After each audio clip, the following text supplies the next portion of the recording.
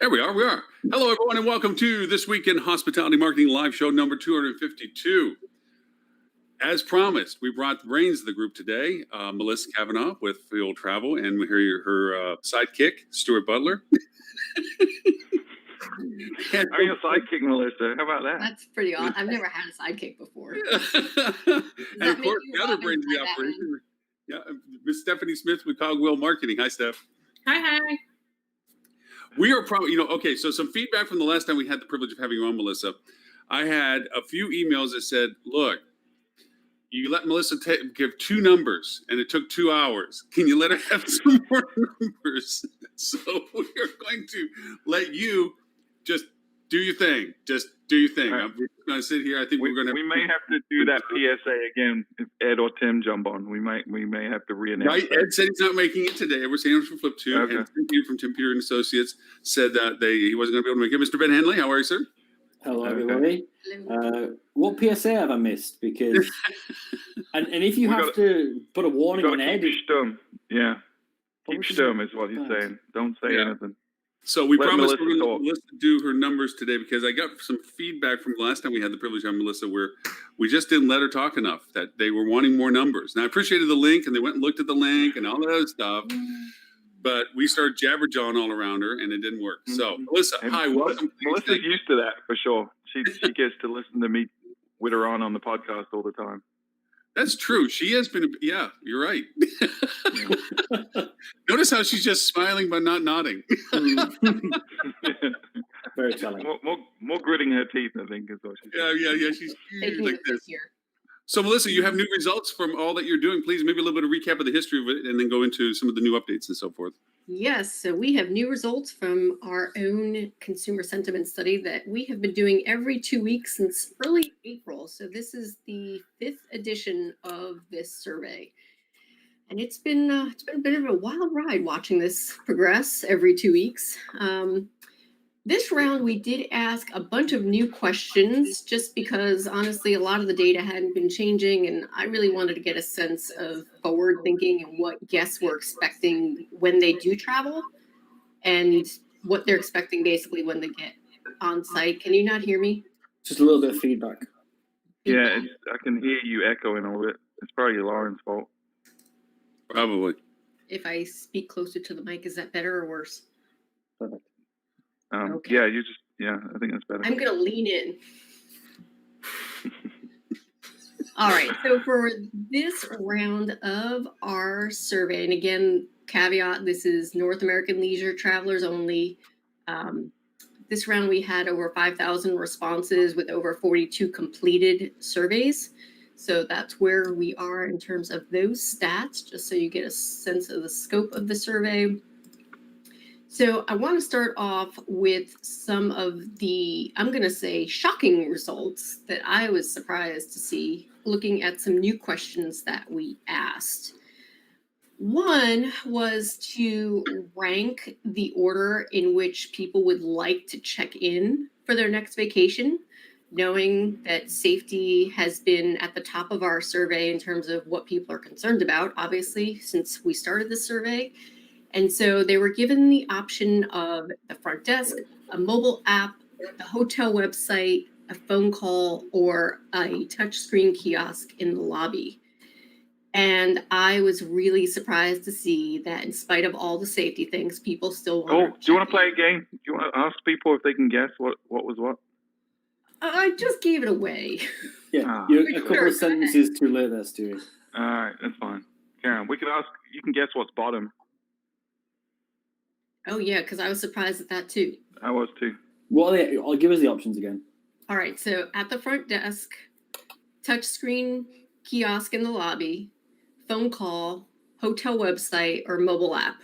I'm going to have to say phone call is at the very bottom. I'm going kiosk. Oh. We have a winner, Miss Stephanie. I'm going to go kiosk too. Good job, Chris. And that's just because that's what I would have voted for as my bottom. So Kiosk. I won't get into that because it's Melissa. What? I got the feeling there was going to be something British No. English. No, there's not. We talked too much last time, Melissa. Was Yeah, we were told not to interrupt Melissa, which we're doing now by talking about not interrupting her.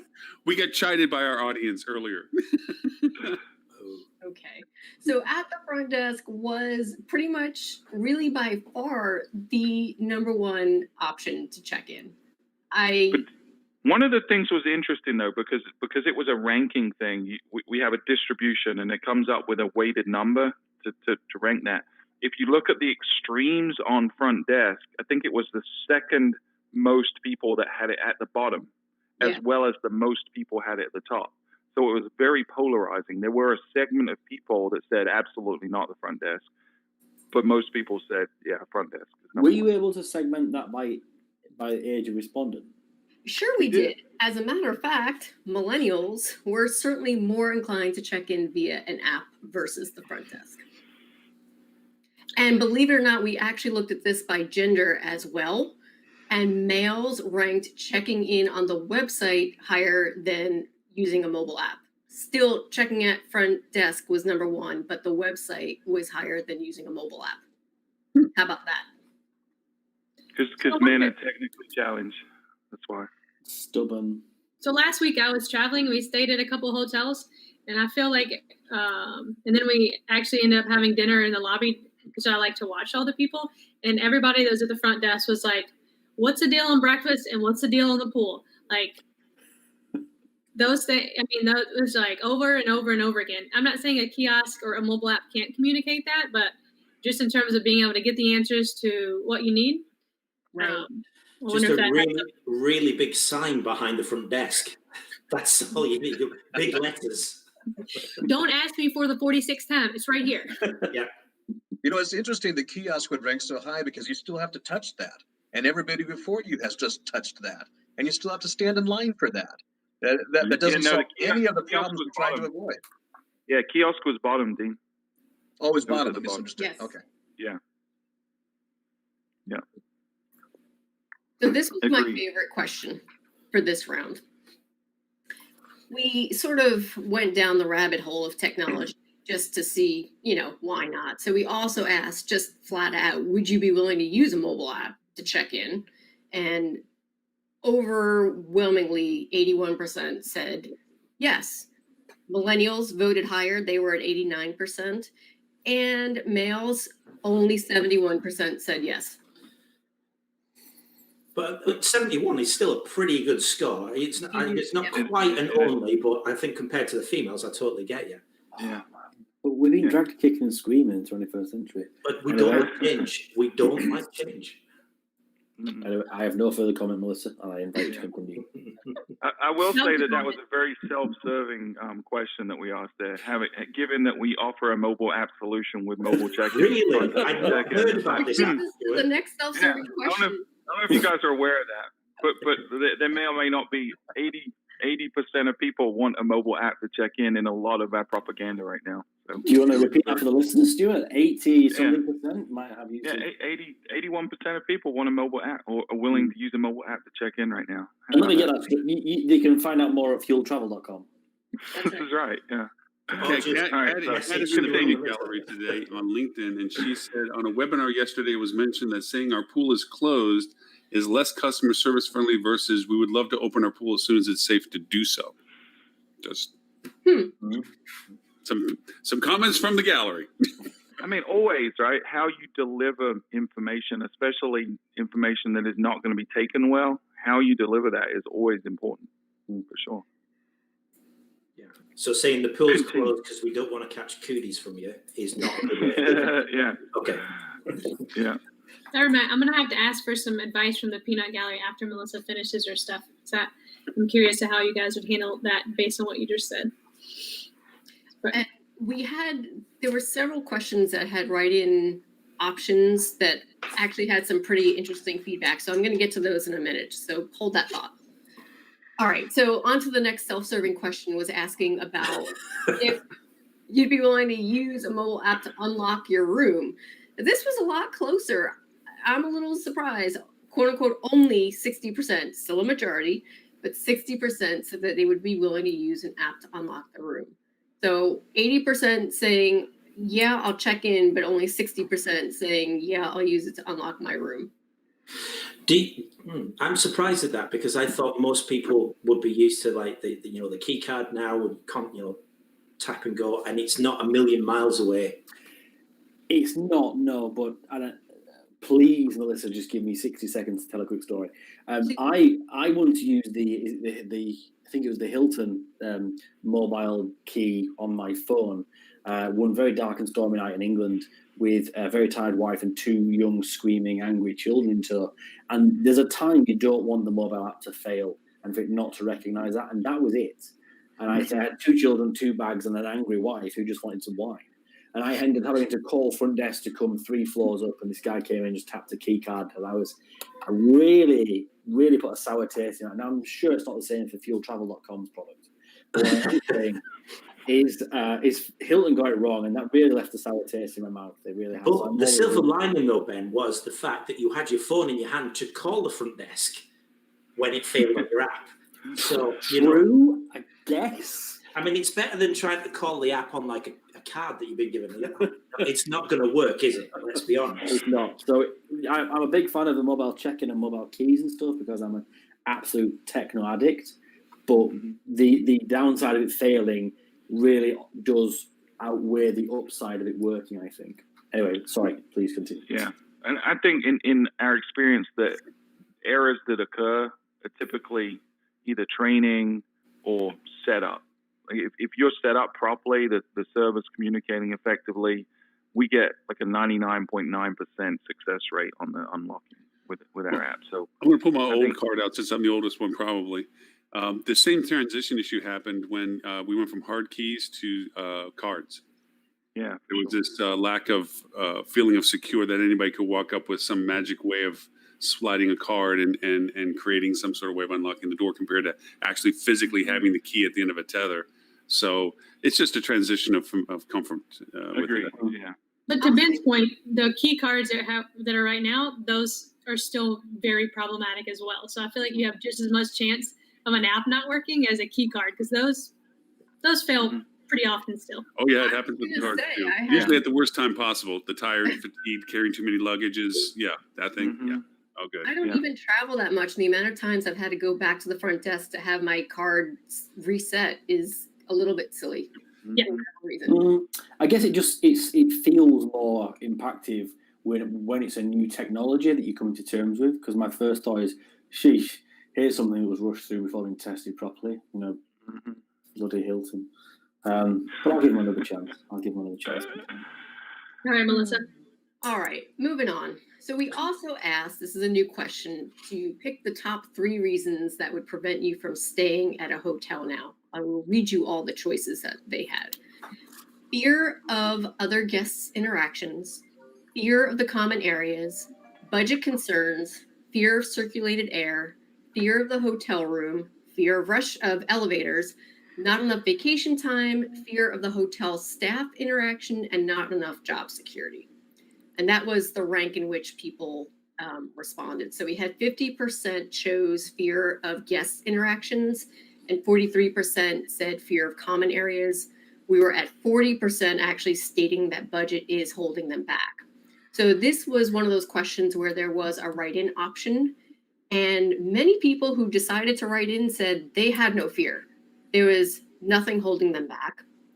And then there was a group of people that also mentioned specifically concerns about either the area not being open or amenities at the property not being open.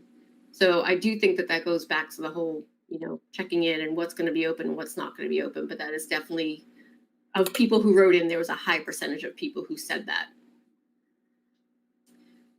Also, a little age insight, millennials ranked budget concerns as their top reason, whereas the group as a whole was at number 3. So millennials more concerned about budget. No comments from the peanut gallery on that one. Oh, I thought it was interesting. The fear of guest interaction being one of the top things they list, and just thinking about how that differs with different types of hotels, because you've got a lot of brands that is their focus. That's actually what they're trying to do, is have that common area for guest interaction. We'll say like a Citizen M hotels as an example, right? Where being a part of that environment, being a part of the people that are there is really what their selling point is. And how do they adapt to that? I don't know the answer to that. We have a lot of challenges to figure that out, I think. I think Melissa, I sitting don't room, know if you've been introduced to Dean, but that's Dean Schmidt with Derby Soft, by the way. Melissa, Dean, and Melissa. No.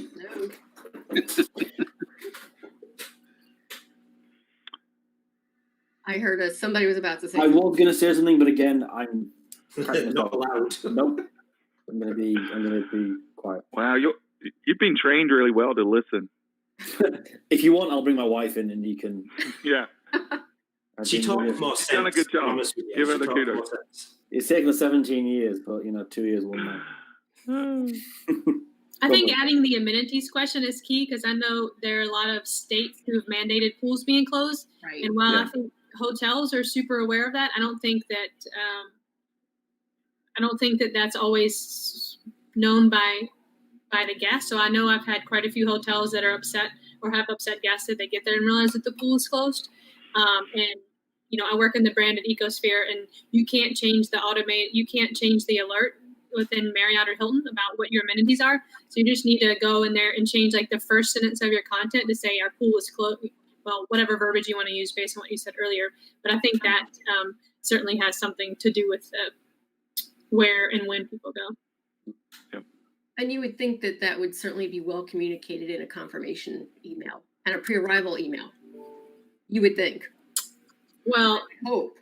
yes, you would think. But even those tickets on the brand side are taking a really long time to get updated. Yeah.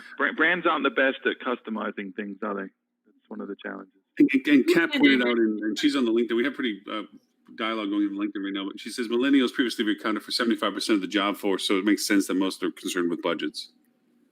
Mm-hmm. All right. Cool. Up next is a question that we've asked on every round of this survey, and that is, during the outbreak, I would like to hear from hotels on the following topics and check all that apply. We've got number one, again, is they want to know what the property is doing to protect guests, and that is over packages and specials for future stay.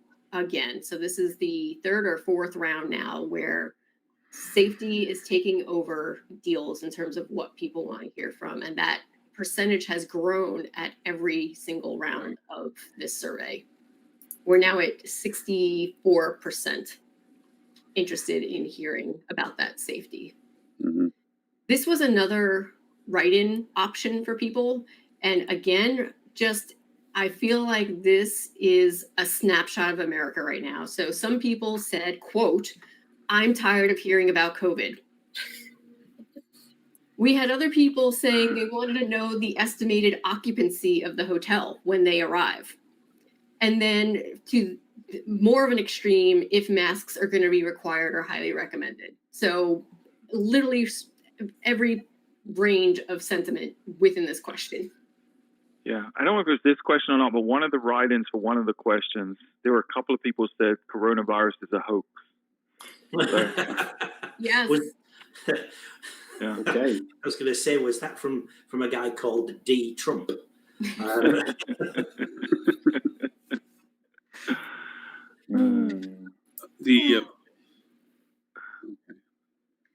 right. Sure. Oh, sorry. Go ahead.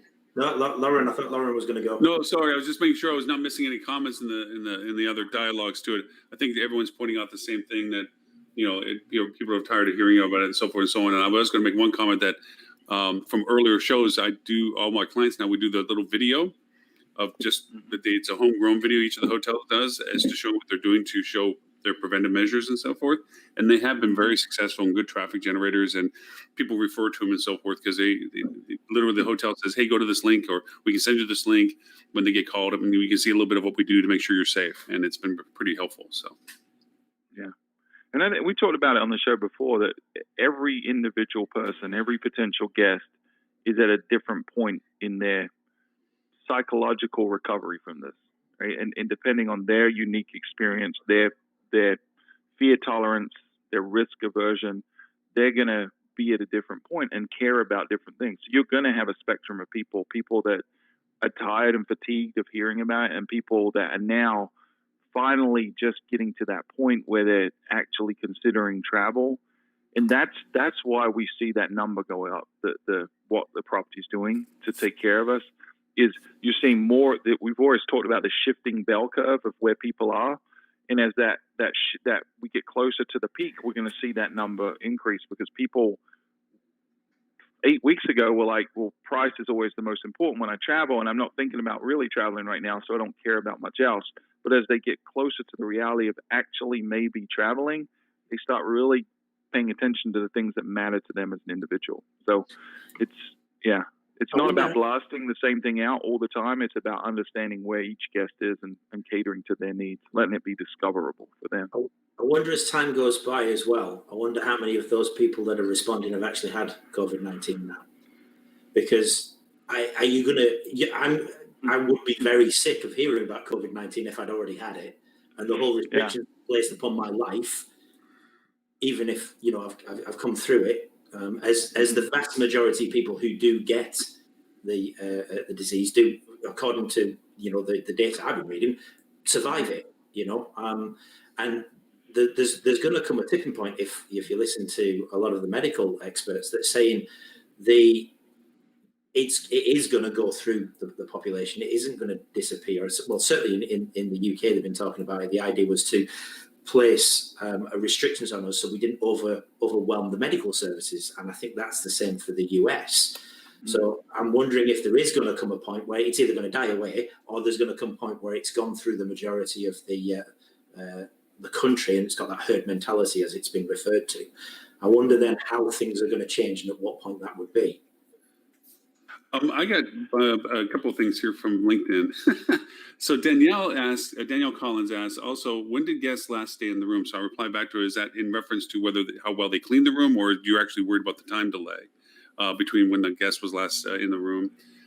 Kat brought up a great Karl Marx comment, says, hey, since we have some conspiracy theorists on the panel, has the thought crossed to anyone else's mind that the current news has drastically shifted to non-COVID topics to make it less ever-present for folks, / Karl Marx? And Adele, we all know Adele. She's on LinkedIn with us. She said, I wonder when they ask if the hotel will be requiring guests to wear masks, are they more comfortable if hotels say yes or no? It depends if they're red or blue in America. It's become such this political divisive topic, and it makes no sense. But I think it's commonsensical, but depending on your situation, your geographic location, to adopt the psychology of your area, right? So if you're in California, the majority of people around you are going to be wearing masks. They're going to be very aware of this. Here in South Carolina, it's completely the opposite. Things are literally, my 14-year-old son just started work this week for the first time at a hotel as a pool attendant. And he said, you wouldn't know there was a coronavirus pandemic going on. Everyone was out on the pool deck, drinking from the bar, hanging out like nothing was going on. There's not a single, other than staff, there wasn't a single face mask inside. And these hotels are 70, 80, 90% occupied right now. It's crazy. So I think geographically it changes, based on who the population is that you're drawing from.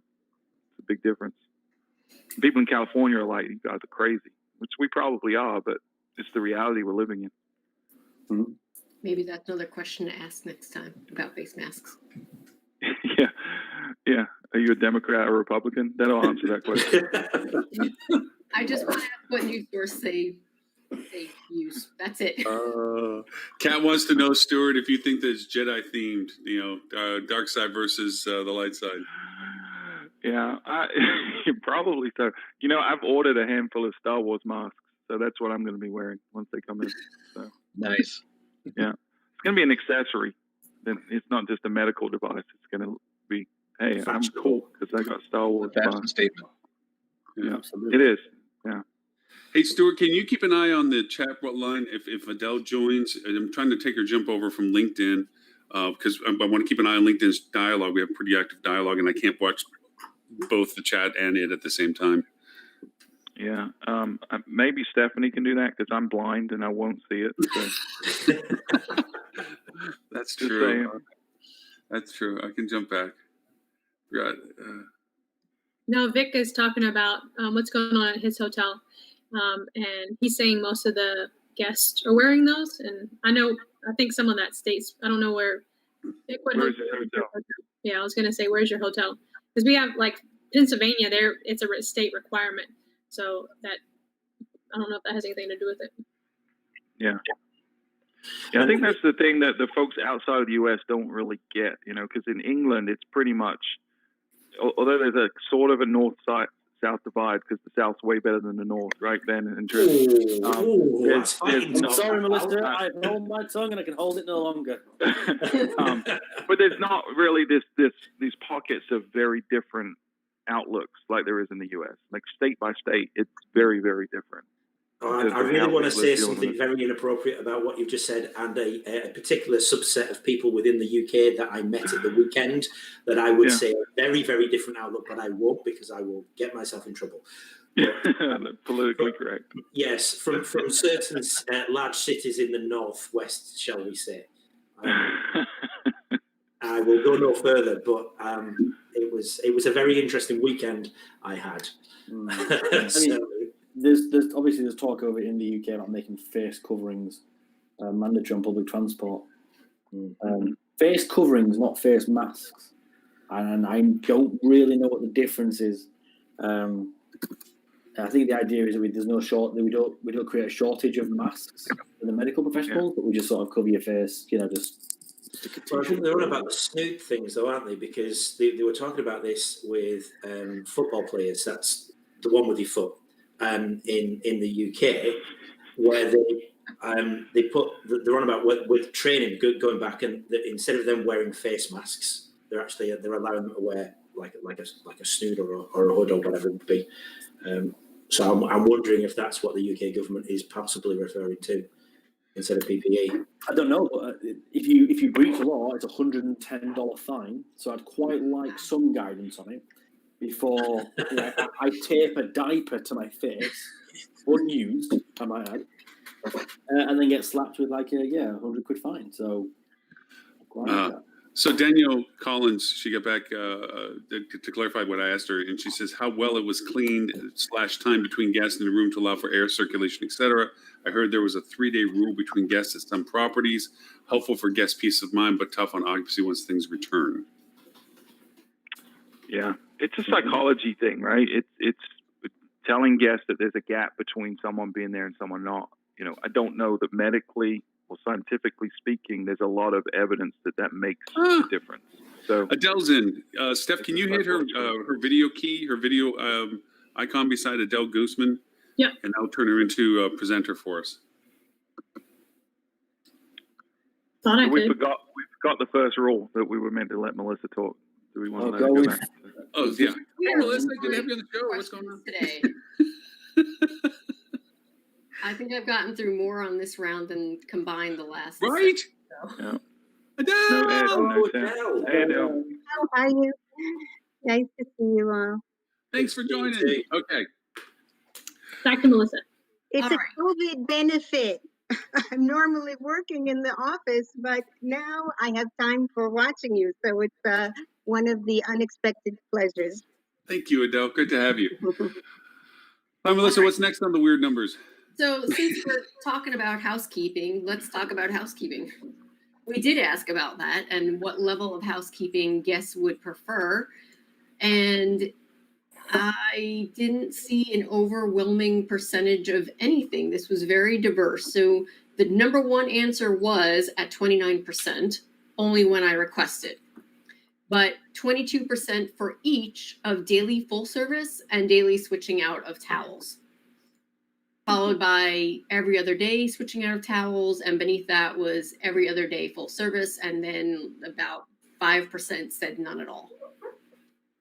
So I was surprised that, quote unquote, only 29% are at only when I requested.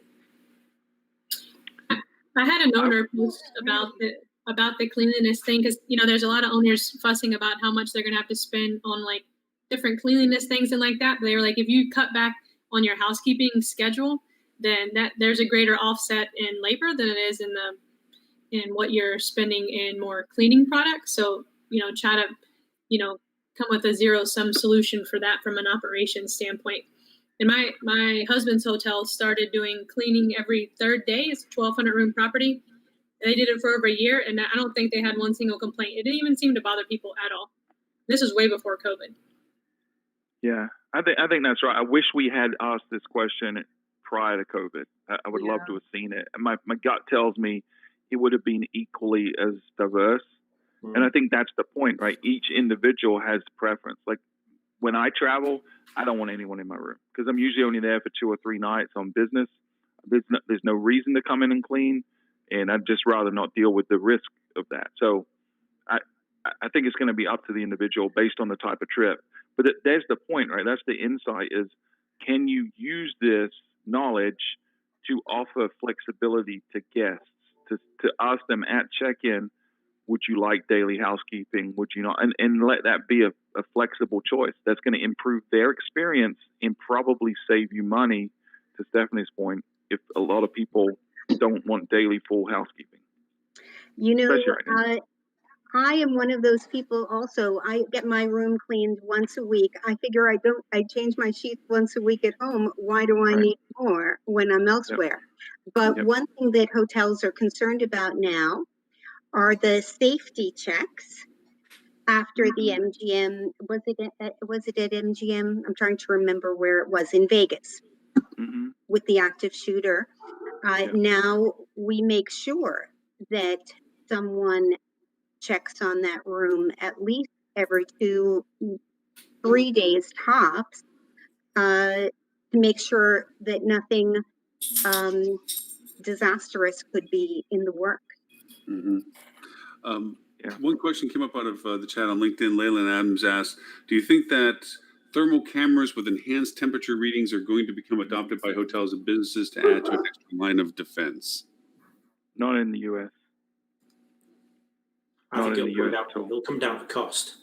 That's the cost versus the demand from consumers as well as the visitors to a hotel.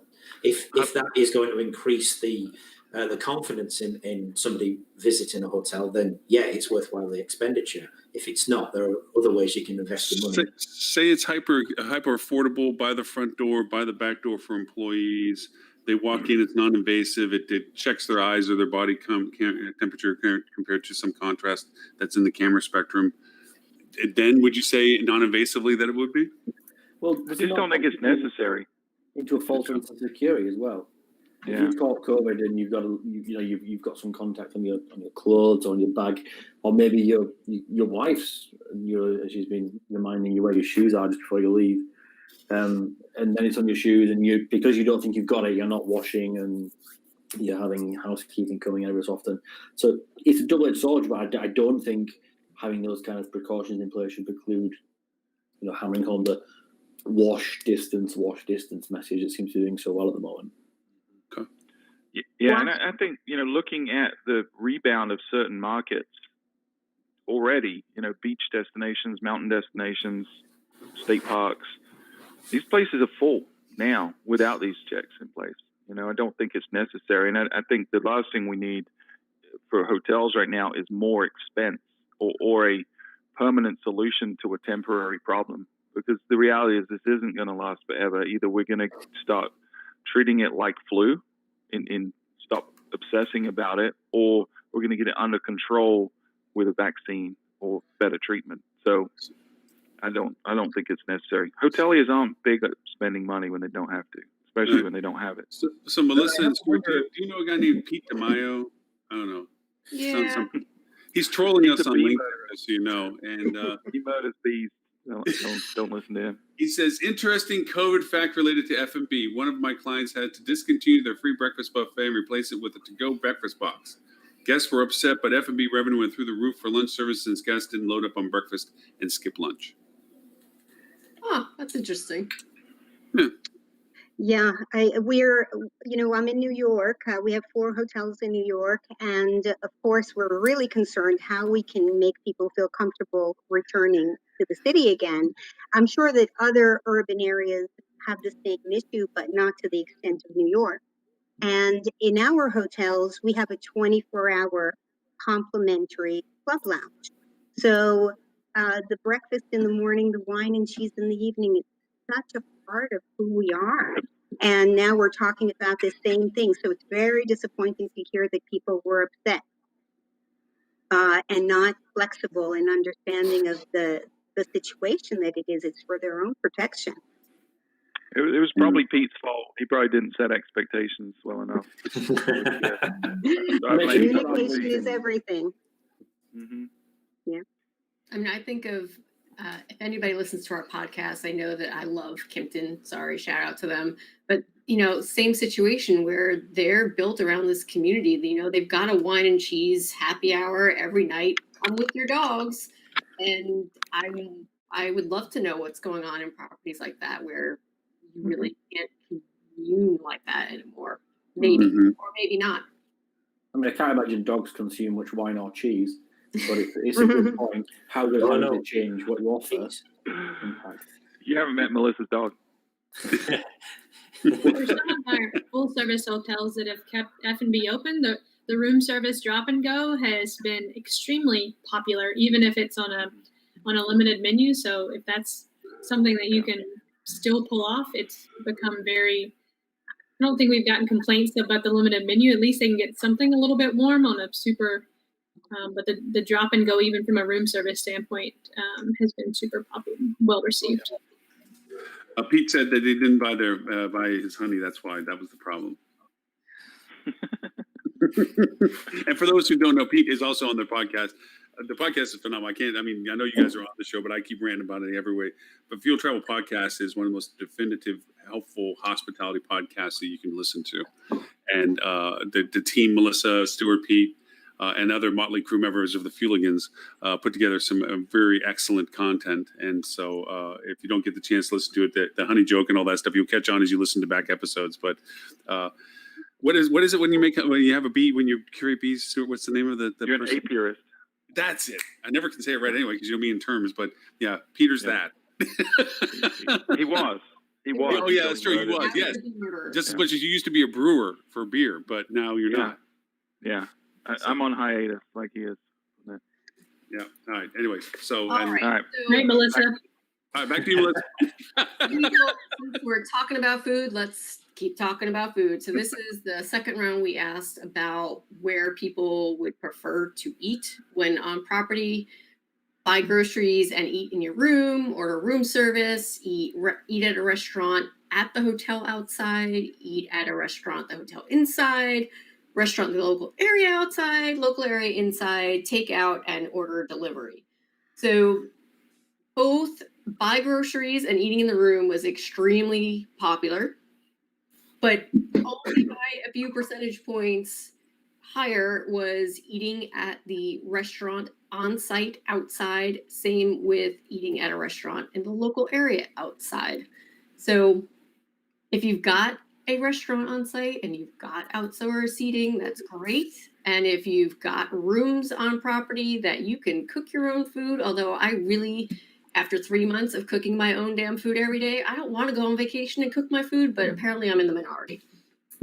Does that get split by geographic or demographics? Or is it pretty much consistent all the way across the board? We did see millennials that were more likely to eat indoors by several percentage points than the group as a whole. And we did see, compared to last time, we did see those likely to eat indoors actually did increase several percentage points for both on property and local restaurants. What else do we have here? Oh, to be fair, we did also add a new choice to this, which is I never do this anyway, because I wasn't sure if people who said definitely not were saying definitely not because of the virus or just because, hey, I don't do this.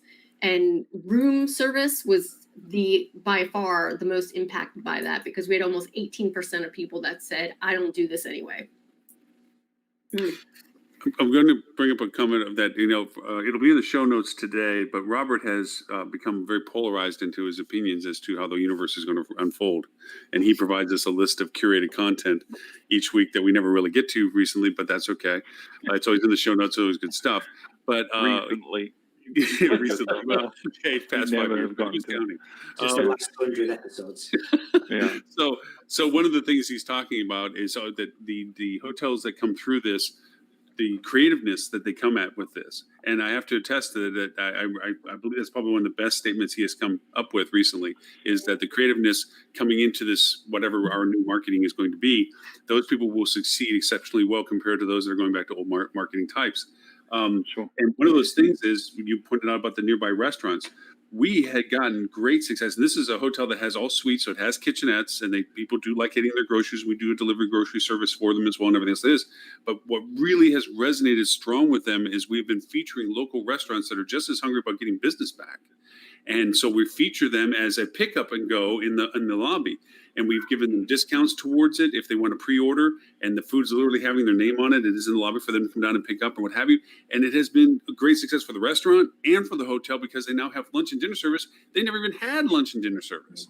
You know, they had just breakfast that they offered up, and they had to change that because same methodology. They had to say, what did you want? You know, like a little room card, fill it in. And then we would have it with your name on it downstairs, and you can come pick it up, or we can drop it off in your room, whatever. And now we did lunch and dinner. So they're actually offering more food service now than they did before, but they're featuring local restaurants. And it's not that other restaurants can't deliver; it's just we're featuring them, and it's kind of cool. It's like, wow, we never would have ever done that had this this situation had come up. So that's what I'm thinking about creativeness. I think that's awesome. Me too. All right, last couple of questions. I can't believe we've gotten through basically all the questions today.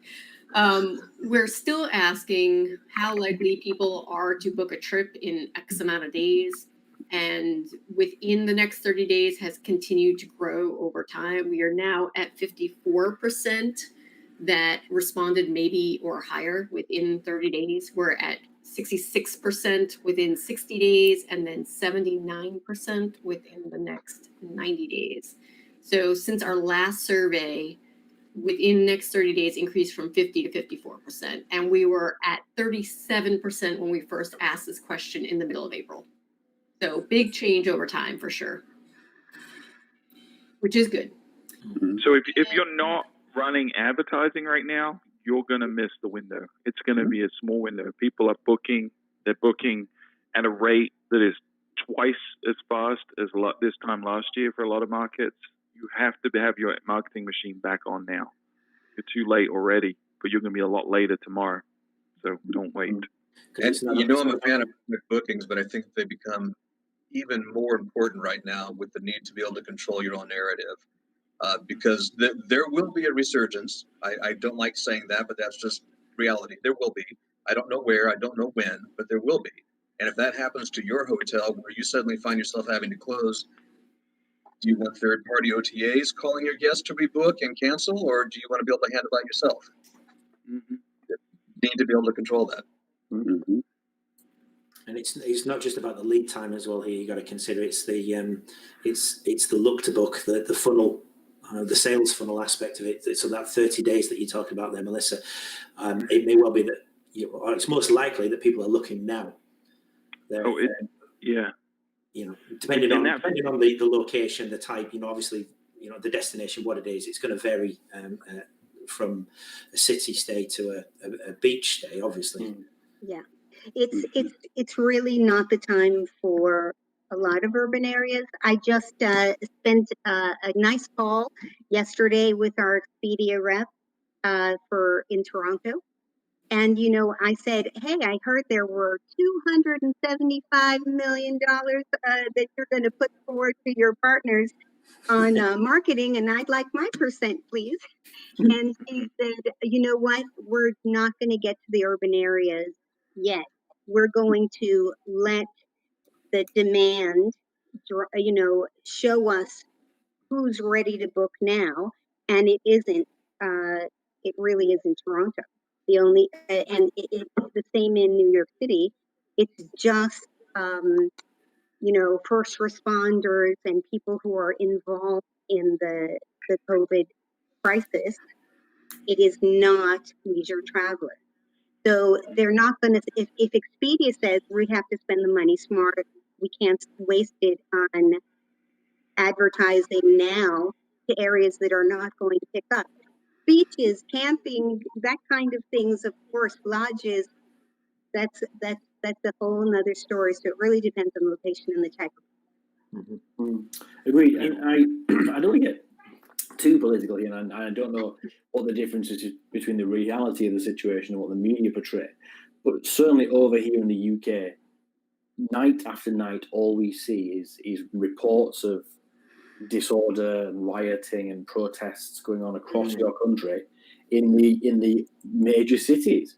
And I think if ever there was something that was gonna city leisure is going to be difficult. We know from the sentiment studies that you guys have put together, it's going to be one of the things that's just bringing up the rear. It's going to be the destinations, the wide open areas where you can breathe and you're alone. If they didn't need another reason to not start getting occupancy, not start getting people back into it, if anywhere didn't need it, it was the big cities. So that's going to be another thing I think that's going to push people away from booking, at least in the short term. I think you've sort of got a perfect storm here of local and national disorder, and you know, with the COVID frame around it, to be honest. So I think you're gonna have to hold your breath. The other edge of that thing is that we now have an experiment that we didn't necessarily want or need, but we have an experiment that says what happens when thousands upon thousands and thousands of people are out shoulder to shoulder now compared to, you know, a few weeks ago. The response might be different, you know, because obviously things are much more controlled. Our you know, statistics get, you know, more and more under control every day. So what happens 2 weeks after these protests and riots, two separate things? What happens after that is going to be very telling, because it may actually, if nothing happens, it may actually put people more at ease. Who knows? Yeah, sorry, go. I was just going to say, one of my ex-colleagues from Pegasus, who's working close with Nevada Lodging Group, he obviously, part of Vegas are reopening up, and people are swarming back to these places, and it's going to be an amazing experiment on both revenue, occupancy, and health. How many people are going to go back? What are they going to spend? How long are they going to stay there for? And what's your infection rate going to look like? Is it going to go up? Is it going to go down? Is it not going to make much of a difference having these people crammed into casinos as long as we all wash our hands and sing happy birthday? So when these places open up, as long as people are looking for the data and looking what they can take from it, you're right, it is an experiment the whole industry can learn from. I've done it again. It seems to be that certainly from the images and the news broadcasts that I've been seeing, that even when people are rioting or protesting, as you say, they're both very, very different. In both sets of circumstances, you still have people who are using face coverings. The rioting probably more so because they don't want to get caught, but certainly in the protests as well, it's good to see that, you know, that's happening. So that it is a different world than what it was, you know, only a few weeks and months ago when COVID-19 was on the rise. And we're all wondering, what, you know, do you remember the time when we were all reeling over the fact that ITB in Berlin was cancelled? Oh my goodness! That seems such a long time ago and a different world away now. And the world we're now in is very much changed. So I think it's a really good point. It would be a very interesting experiment to see. I have a question for Melissa. As this goes forward and more people get either back to work or start traveling, or as you said, from fatigue, they just aren't going to participate in the survey perhaps as much as they did before when they had more time on their hand or something. Do you keep a sample integrity count as to how many of each of categories of the, you know, if it's demographic or geographic in comparison to other sample counts that also contributed to before? Because I guess in a way you can start skewing your own results if there's a diminished amount of people from the same set that isn't responding as much. And so now you're skewing the numbers as to what people are responding like, simply because there's less representation of certain demos. I think just looking from an age and income level, those percentages have been pretty standard, although the numbers have been decreasing. I think the disbursement of those distribution, yeah, that's a better word. Yeah, and we're still at 5,000 plus respondents, with 4,600 completes. So we definitely are a sample size larger than most sentiment studies. But I think it is going to continue. We're seeing the engagement levels have decreased dramatically. The people are not as passionate, and there's probably some fatigue going on because we've been hammering them every 2 weeks for 8 weeks now. But we do monitor that, Lauren. We're keeping an eye on the distribution of, like Melissa said, age and income primarily to make sure that we're not skewing something that way. And that's why we break it out too. We do look at the data broken out by each of those segments as well. So. Was there anything that, Melissa, since you're so close to it, did you see anything that you haven't shared with us yet as to just like an eyebrow raising, didn't expect that, or that seemed odd? I shared all those at the beginning. Okay. What about Melissa, the word cloud? There were some new types of words showed up this time. Yeah. On that question. So we ask what their current thoughts are about traveling now, and I have this nasty gnat in my house. And safety is, again, it's number one. It has been since the beginning, but we do have some new words around money and price that were not there before. And I've got mixed feelings. I'm not really sure how to interpret that. So to me, it's either positive because it means that people are thinking about traveling and talking about budget items, or it's more negative in sentiment because financial strain is really starting to weigh on people at this point. I don't know. I think it depends on which demographic you're going to be talking about. We've discussed this on the show before. If it's the people who are actually seeing a pay rise than what they would normally be on because of unemployment and being furloughed, then we're getting closer and closer to that potentially ending or being extended or whatever. We've also had, Ben and I've been speaking to people in Florida as well who have been struggling to actually get unemployment, yet been out of work for weeks. They're still stuck in the system. It's horrendous. So there's different ends of the spectrum, and then there's also going to be, there's going to be a whole middle income level. I think that potentially that some that are in jobs, some that are out of jobs that have lost it, but still wanting to get back to some kind of normality in terms of getting life back on track post COVID-19. So there's going to be a whole mix in there, but as ever, money is going to be important. Yeah, we saw the same category asking when will you travel? And we saw afford and money pop in there. So again, I think it's the same when I can afford to go kind of thing. There seems to be less what's the words that were in it previously? Well, freedom. The one I'm looking at is freedom. But the previous one that you did, there seemed to be a lot more words connected with that, almost like a releasing of the shackles. They seem to have disappeared, but the underlying ones of the health, the safety, scared, they're still there, which we understand. But it's almost like the shackles have been released, everyone's gone a little bit mad, and now we're starting to see it just drop, and the reality of the world's coming back with money and price and caution coming into things. That's a lot shorter than I thought it would be. I thought that freedom aspect of it might have lasted a little bit longer. Yeah, I guess reality has kind of set in for all of us. But yeah, so we did have, I think on the last one, there were probably 3 or 4 different versions of relax. It was like relax, relaxation, relaxing. And this time we just have one, and then there's just one freedom, and fun has completely dropped off. Nobody wants fun anymore. Nobody wants fun. Boo. Well, keeping with the theme on the clean side of things, Robert did bless us with the 2 tablets today on content and so forth. And his top topic was in regards to cleanliness. And I actually have a contention with it. Let me add before, if anybody hasn't looked at the article yet, and I'll share the link now in just a sec. If I were to make the statement, Airbnb is cleaner to stay at than a hotel, would you agree or disagree? Disagree. Disagree. The article purports that you would actually think that they'd say it's cleaner for you. Who was the author of the article? Well, that's what I'm going to put the link in here for, because Airbnb. talking about the fact that, and sorry for all the UTM string on it. I just grabbed it off of the link that Robert gave us to us.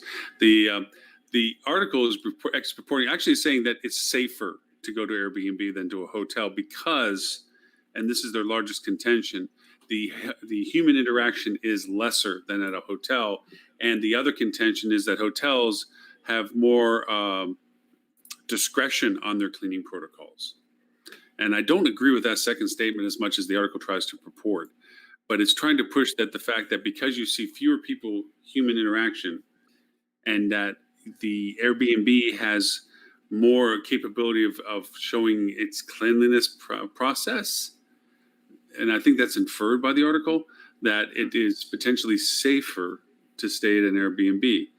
And I contest the opposite. I say that the standardizations in hotels, the frequency in the hotels, the persistency in the hotels is a stronger argument.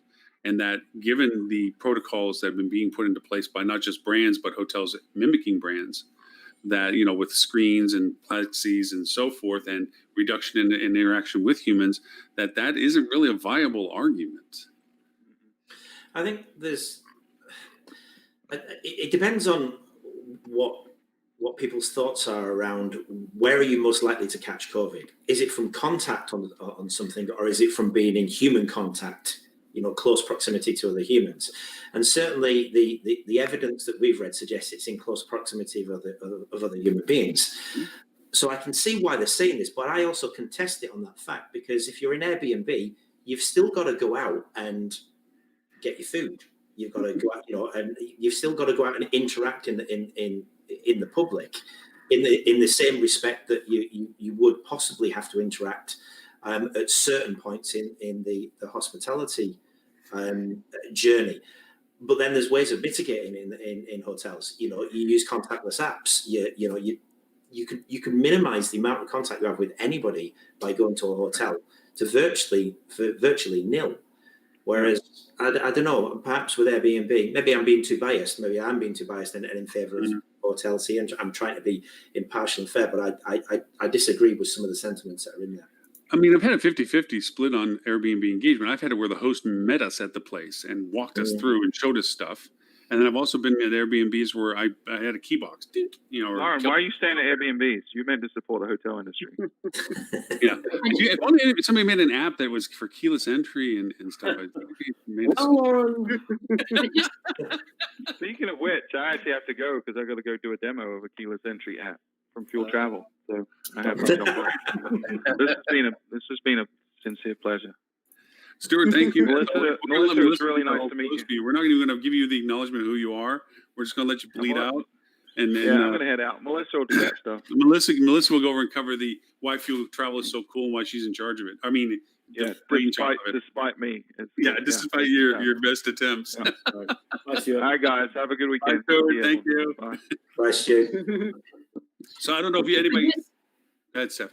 No, I was just going to say, I looked up the author of that article, Elizabeth Bushwald, and she is based out of New York, but she is a personal finance reporter. So I don't know why she needs to stay in her lane. That's my recommendation. Go to the court. Maybe she's a heavy investor in Airbnb. Well, I'm like, why is she writing that article? And that none of her other articles are, but she looks like she's jumping on the bandwagon. But anyways. But I think the challenge, of course, is always that with Airbnb, you don't know exactly what you're going to get, right? So you're reading the reviews, trying to do your research, but taking that to the hospitality or to the hotel industry. And I'm curious to see how this all impacts our walk-in and drive-up business.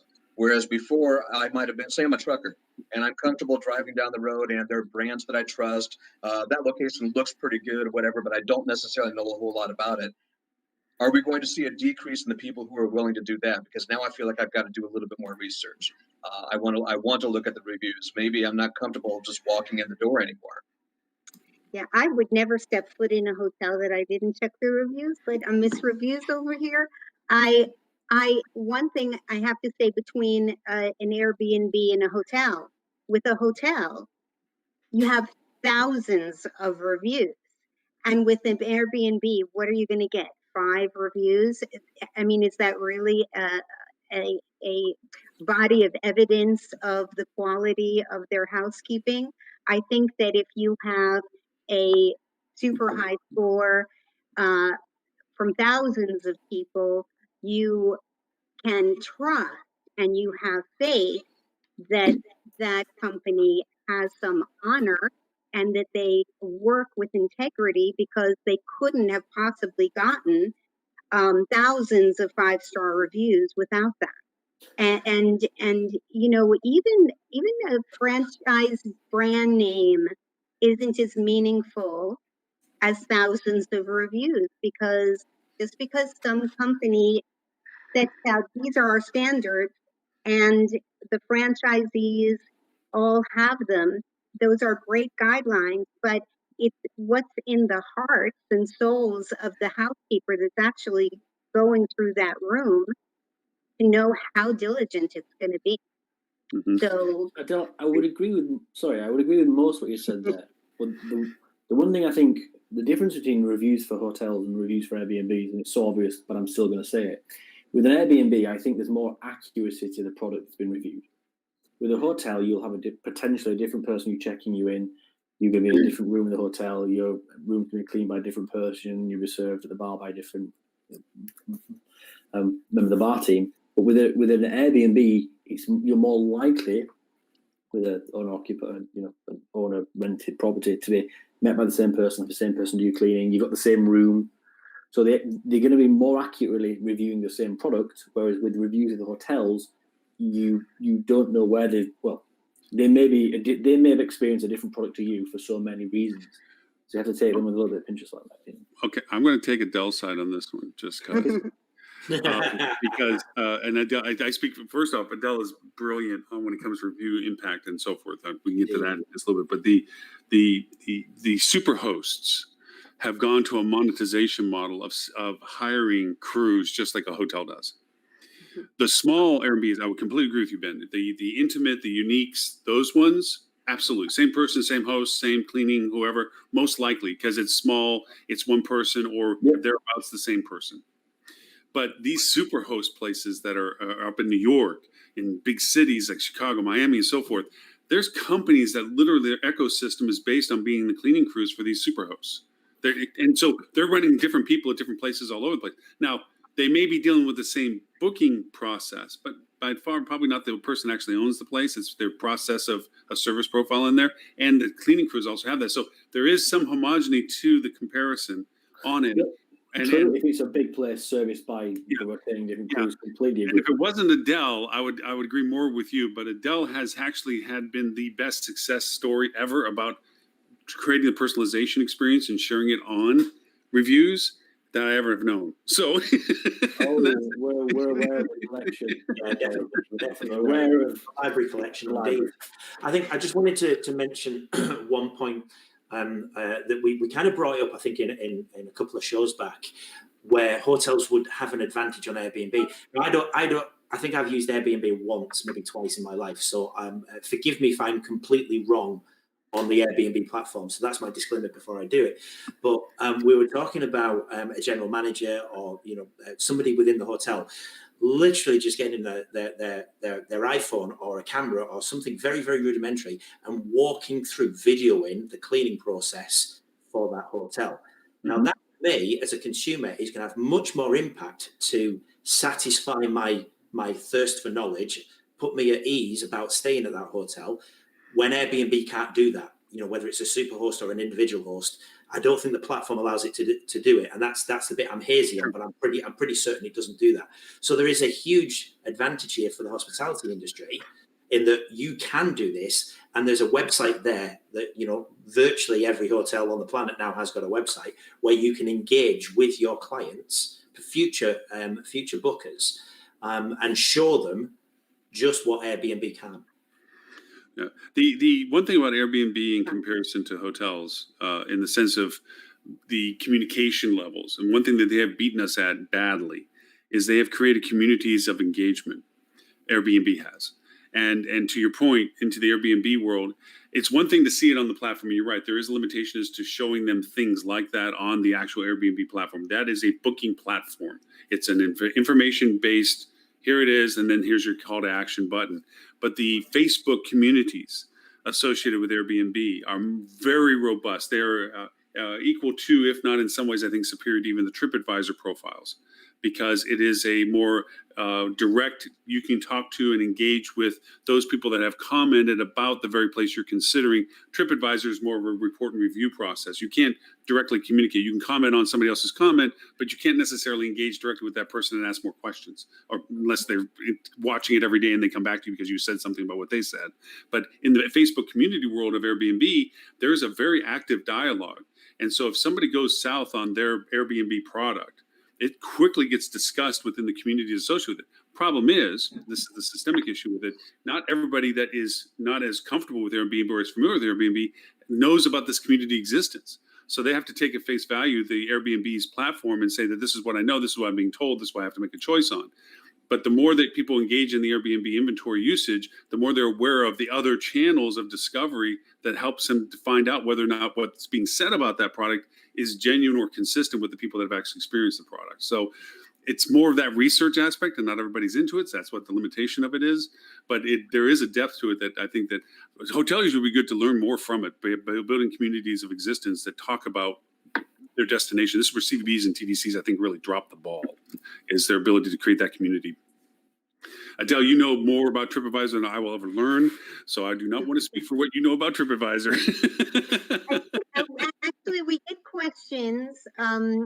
questions. For the hotels all the time, not in the last 3 months, but normally. You know, does the hotel have room service? I don't know why they didn't click on the website or on the amenities portion, but they'll say, you know, what do you think about places to go nearby or something? People will have all kinds of questions, you know, are there refrigerators in the room, whatever. And they can make it where only the hotel sees the question or everyone can see the question. And very often guests are answering. However, they're very frequently say, I don't know, you should call the hotel. But so I'm not sure how if it's as valuable or being utilized as well as the Airbnb one, but it exists technically. Yeah. The one of the other articles that Robert threw out that I think is cognizant to this is that the one that says all industry leaders are talking about we will return to the golden age. I feel like that's like Nero playing the fiddle saying, it's all right, it'll be fine after a while. I think that there's this optimism. I don't know, and I might be off base on this. It's just, this is a society changing event, even if it's not in its own way going to be residual. Whether we believe or worry about COVID 18 months or 2 years from now and just treat it as we treat the flu, which is, I hope I don't get it. The fact that government has changed how it handles things, the fact of how societies can be altered, our worry about how far away from our home we are before the music stops and we get stuck and our government has to fly a plane to pick us up. All these things that happen during this process, I don't know if that's going to, I mean, does this change Gen X in the future in a long-term sense? Do they turn into the depression kids that from the 1930s that always made sure they kept a little stash away somewhere, you know, because you never know? I mean, this changes society. And so these guys touting, you know, oh, don't worry, we're going to get back to our business levels in time. Yeah, sure. And the rain's going to come down and the sun's going to shine. But is it going to really be the same? You know, is the travel going to be as freelanced as it was before 9/11? You know, where we didn't care about how many bags we threw into the airplane with us or how many big bottles of sodas or whatever, because we didn't care, that we didn't worry about that kind of stuff. You know, I don't know. What do you guys think? I'll throw the link up for it while I'm blabbering about it. Well, I think human nature in itself is cyclical. You know, you can go back and look at it. It doesn't matter what you look at, whether you're looking at the stock markets, whether you're looking at, you know, rise and falls of governments over even greater periods of time. You know, yes, it may change, and it will change, like, you know, based on the immediate after effects. But it will rise back. It will rise back, maybe slightly different. But my personal opinion is I don't think it's going to be fundamentally different. I mean, at the end of the day, a fundamental difference to the hotel industry is, I don't know, not having hotels, but having something different. That's the sort, that's the rise of Airbnb and killing off every hotel. That's fundamentally different. That's that. If that was going to happen, it would have happened by now, and it hasn't. So for me, I think it will take time, and I think Tim had some very fantastic, very good, very accurate statistics, even though they were go with your averages, about how long it takes the hotel industry to recover from such a disaster. And we are in that word again, unprecedented times. But I do think it will recover.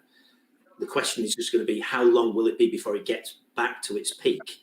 And then when we're talking about peak, we're normally talking about money, and that's the third time I've mentioned that in this in this show, which I'm cautious. I don't want to come across as just the capitalist cash guy here, but that's what we're normally talking about when we're going back to its peak in the hotel industry. Is how long will it be before we start seeing occupancy, ADR, and how long before we start seeing revenue back to the same levels?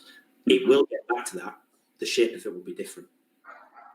I think that I shouldn't say it will. It can get back to that faster than what a lot of people expect. And Stuart's not on the line anymore, but he's probably talked about before.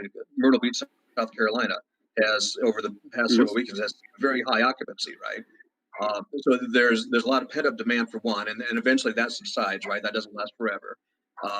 But I think there is also a tendency within our society that we kind of have short-term memories, and that can be both a good and a bad thing depending upon how you look at it. But let's think about just smaller events, not as big as the COVID or the rioting or things like that, but maybe there's something that happens, a shooting in a community or something like that, and it's the focus for a little while, right? It's all that everybody talks about for a little while until the next new shiny toy comes along.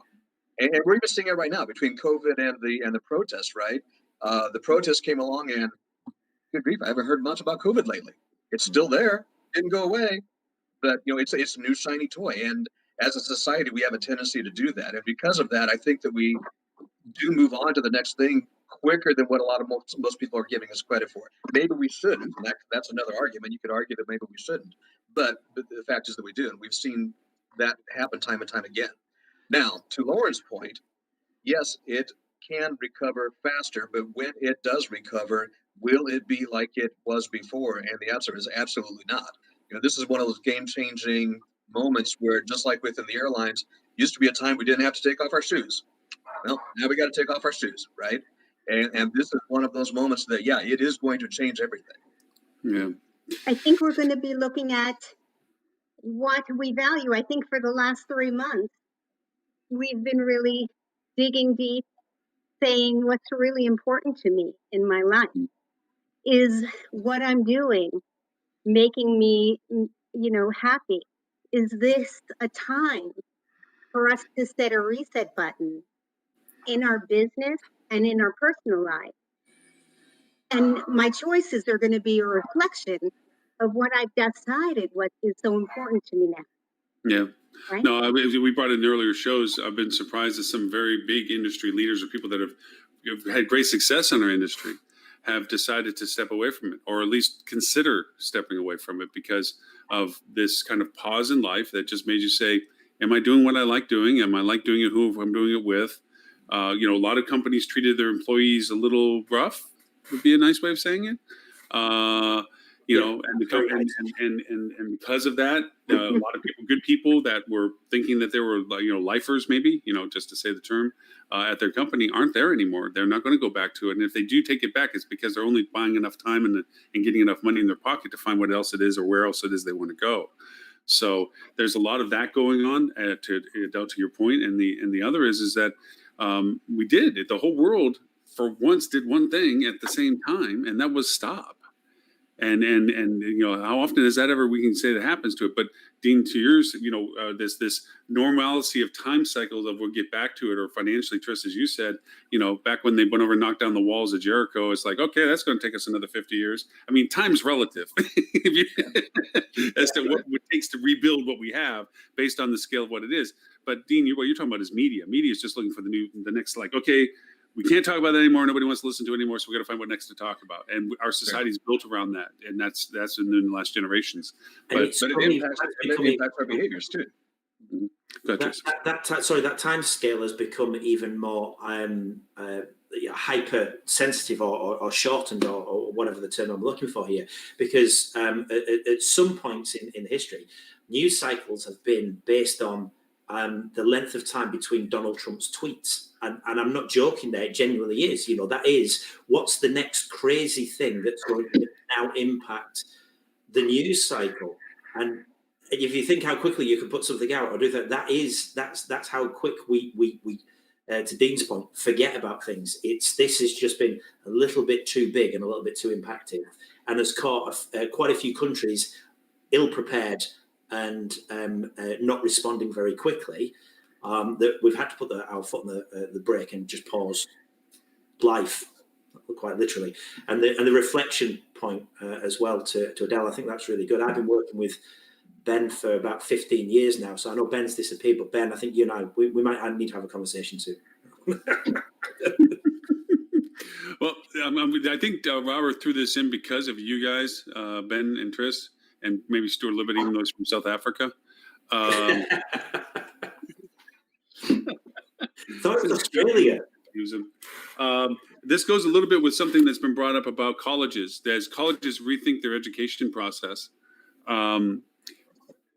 they're looking at the fact that hotels might actually turn into spaced out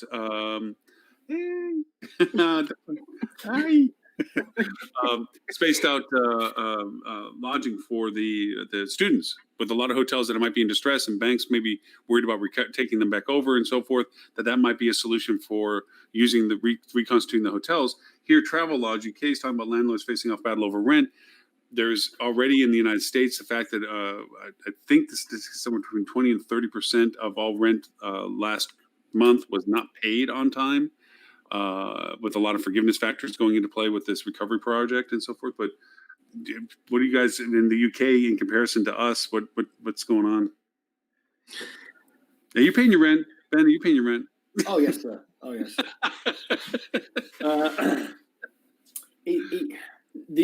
From a student perspective, first of all, it's a great idea as long as it doesn't result in more student debt, because I do not think that is the answer to this problem, increasing student debt for anybody. Secondly, it's a big thing over here. We're having people, I mean, our fees for university are nowhere near as much as I imagine they are in the US. But over here, we're having students who are paying £9,000 a year for their courses being taught remotely. So they're living at home with their parents because the halls are open, they're being taught remotely. They're not feeling like they're getting value here. And then you have these like megalithic institutions. You need to pay your fees. Well, I don't know, really, do I? You're not going to go bust if I don't pay, or if this year doesn't pay the 9,000. I've seen the monuments you erect to yourselves and the large gardens you name after vice chancellors. You're not at death's door just yet. But this guy who's just turned 21 and wants to study biology, he could probably do with a £9,000 break. So it's all into perspective. I'm not one for listening for the sob stories of institutions who may have to buy one less Mercedes, other brands are available, this year. That doesn't tug at my heartstrings, if I'm honest. All righty. Well, there it is. Don't hold back your feelings now. I'm not I'll tell you how I really feel. Down with the establishment part, but I think I'm pretty clear. There was an interesting news interview with Scott Galloway, the clinical professor of marketing for NYU Stern. It was an American news channel, and Scott basically came in and said that there is going to be a reckoning for all second and third tier universities over in the US, that it's been built on this big business, the cost, the fees. And it's very similar to a point that Ben's just mentioned there, where, these tuition fees have been put forward. And they're saying, you've got parents at home actually looking at what their dollars and their pounds have been paying for. And they're kind of saying, is this it? It really, seriously, is this what we're shelling out all of that money for? Because we can now see it virtually, and the amount of times that students are going to classes. So I think that the education institutions in both the UK, US, and most of the Western world, there is going to be quite a reckoning coming in terms of where revenues are going to be coming from, and that is going to have an impact. So that article that they were mentioned there about, battle over rent, and that they're going to be going into the likes of Travelodge. Not so sure on that one, because it all depends on how many people are going to university and to which universities they're going to. The reason why I bring it up is because it's a part of our marketing profile as hospitality people that we look for those that are coming to colleges, parents to visit for Parents' Day, and kids coming back and forth. It's a part of our marketing matrix as to how we plan for and position our hotels, even build our hotels based on proximity to universities and what have you. Some hotels are built by universities for the same purpose they're built by airports, because they facilitate the traffic required to go back and forth to that university. And as we look at and struggle with the fact that companies are saying we're permanently allowing you to work at home, how's that going to change the downtown metro area with all the parking and the restaurants and the hotels built for that corporate traveler and so forth? And now we're saying that universities, and excellent point you made, that there's a lot of tier universities, and it has been in the news locally here. Even before COVID, there was this discussion of why are we driving everybody into college debt, which is the largest debt we have in our country. When you can make more money earlier in life and have more safety and security and savings and quality of life and everything else. Be an electrician. Why is it we have to make them drive in to be a philosophy of old English studies from South Africa? It's a noble profession. It's a very noble, slightly specific job classification, and get into debt for $120,000 because you got to get a PhD before somebody will hire you, then going off and becoming an electrician. So that conversation was already happening. So from a marketing point of view, from our side of things, that changes the metrics of, do we put a stick in the ground and build a hotel here because it's by X university, or whether we even have traffic coming back and forth, or now all of a sudden my hotel that I built for the university is going to turn into dormitories because that's the only business I can find. I'm sorry, go ahead. No. Oh, sorry. I don't think that the experience of being at the university and being together with your fellow students will ever lose its people will always long for that. I think that there should be a hybrid. Before this virus, people were constantly complaining about the cost of education, and that it was too much for young people to deal with, and maybe the state should pick it up, or we should forgive those bills. But nobody was ever talking about how to reduce the cost, ever. And the more that the state gives, the more the university says, you don't have to pay all of it, so I can charge even more. Don't worry, you're not paying all of it. Some of it is paid by this. It wasn't helping. And I just feel like, first of all, it's really lucky that if we had this virus thing, at least we had it now when we had all these tools available where people could continue to learn, and we realized that we could work from home, et cetera, and so forth. But I think that surely we can find a way of reducing the cost, still having that community spirit of occasionally going to the school and being shoulder to shoulder with our fellow students and the educators, and being really a face-to-face community, and then keeping connected as well, online. There's got to be a hybrid.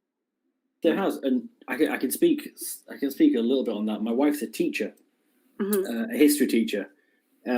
Some might say it's not the most glamorous subject. I'm going to talk quietly about it. During lockdown, I'm an expert on the Russian Revolution now by proxy, and the amount of things that I've heard her talking and her teaching, the education, I think, is going to be, and we're sort of getting off topic here, but the education sector is going to be one of the last places, especially the stuffy, archaic institutions like Oxford and Cambridge, who are going to move away from that face-to-face teaching. But I've said it since March, this is the biggest remote work experiment we've ever seen. And it's not just for our industry, it's globally. And you're seeing teachers being able to deliver content virtually. My wife's a dab hand now at Zoom, but if I asked her to sit down 3 months ago, she wouldn't have had a clue. So what is Zoom? Yeah, and I mean that with love. So this is fantastic, and a lot of industries, I think, are having their eyes open, to the benefits of remote and how they can reduce costs. If you have a university that the students still go to it and they have the camaraderie, because it wasn't that long ago that I was at university. It was some time ago. It was a period of time ago. Long enough. It was, But but you you wear know, those little tights and little hats and little pointy pointing. doesn't sound like the university that I went to. But they can still have the camaraderie there, but you could have virtual lessons delivered by noted academics. There's one of my ex-colleagues, again from Pegasus, called Levi Silva, who's working a company called AHRT, and they basically beam in holograms. It's teleconferencing via hologram. And I said to him, the first places you need to go to the universities. Imagine being able to say to like the Americans and to the English, oh, you guys are going to have someone from MIT teaching you guys today. You guys are going to have someone from Oxford stood at the front of a lecture hall in 3D talking to you, being able to interact with you. That's a great way to reduce costs. Wow. And it should be, beamed into Uganda and, Guatemala and everywhere else. Exactly. Like, why limit it to Oxford? Exactly. They don't have consistent power internet. Yeah. Well, there are a We'll couple have of to work on mild. That would be something. Well, after to all the suggest satellites to be us. launched by Elon Musk, we're good. And Jeff Bezos, good old Jeff's looking at the internet for the world as well, I I don't believe. think you're on first name terms with him just yet, buddy. Oh, well, I spend my wife. I spend that much money with him. I should be. Okay, so Talking about, all this crisis that we have right now,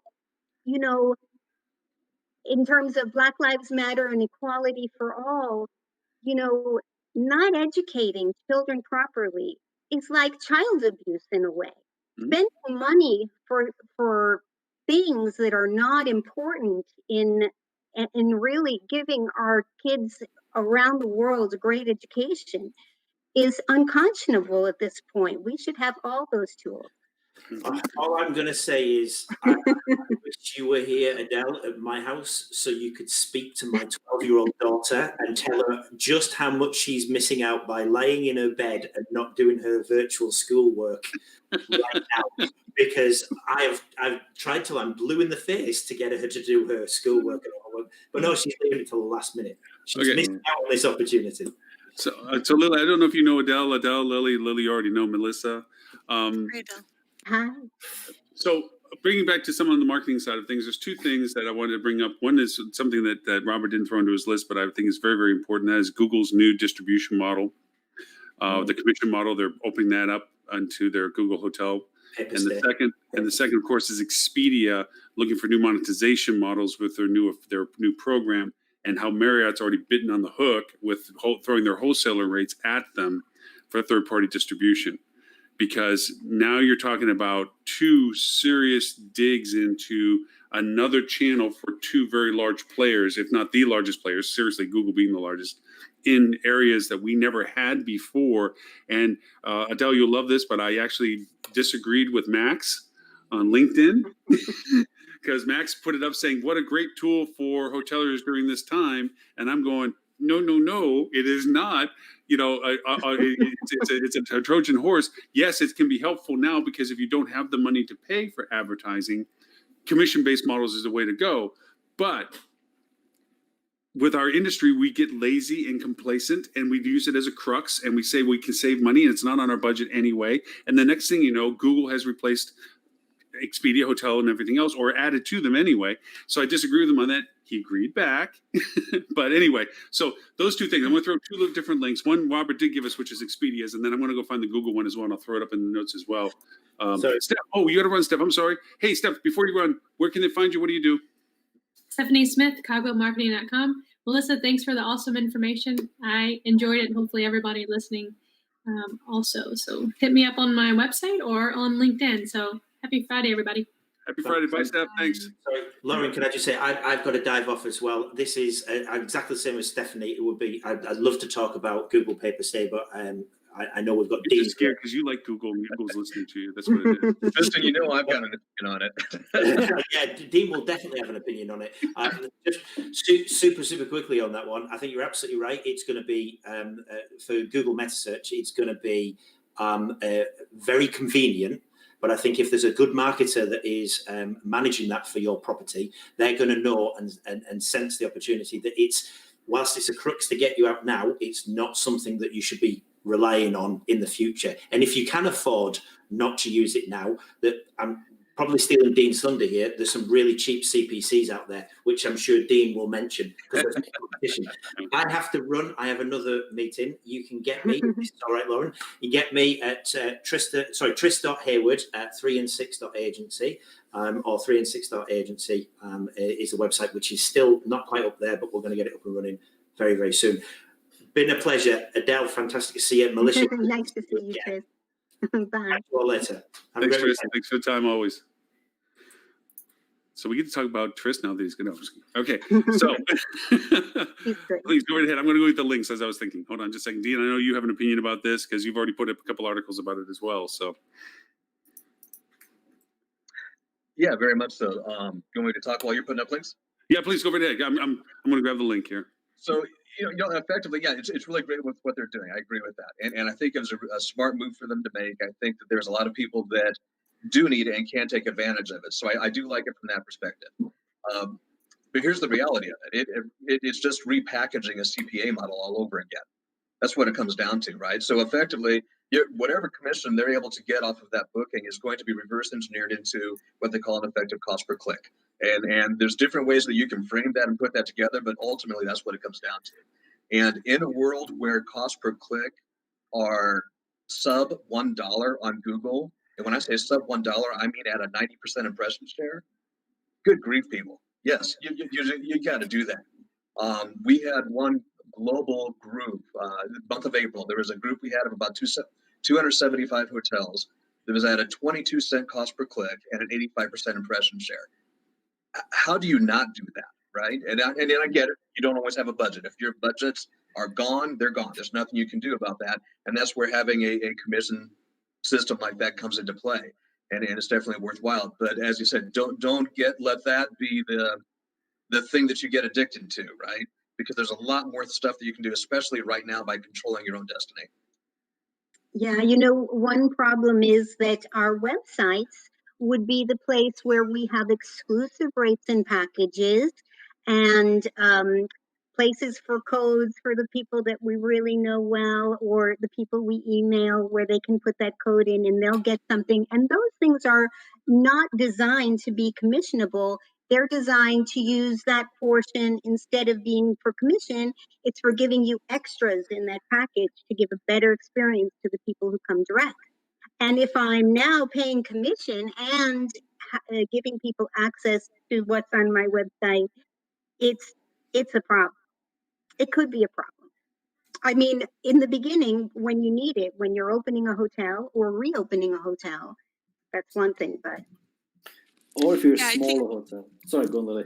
That's actually, Ben, that's exactly where I was going to go with it is, I think that we tend to kind of broadcast our advice based around portfolios that we're comfortable with. But as I've been kind of polling the industry a little bit on what some of the big pain points are, some of these out of the way markets where there may be a really adorable boutique hotel that nobody's ever going to hear of and never going to have the marketing budget to lead people to their direct website.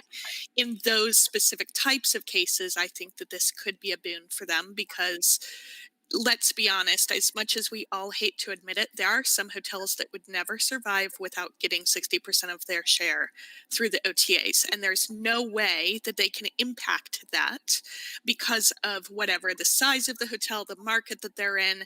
I do think that's the exception to the rule. And that as a general rule, the hospitality companies need to be very careful about sort of getting into these long range agreements that end up hurting their profitability.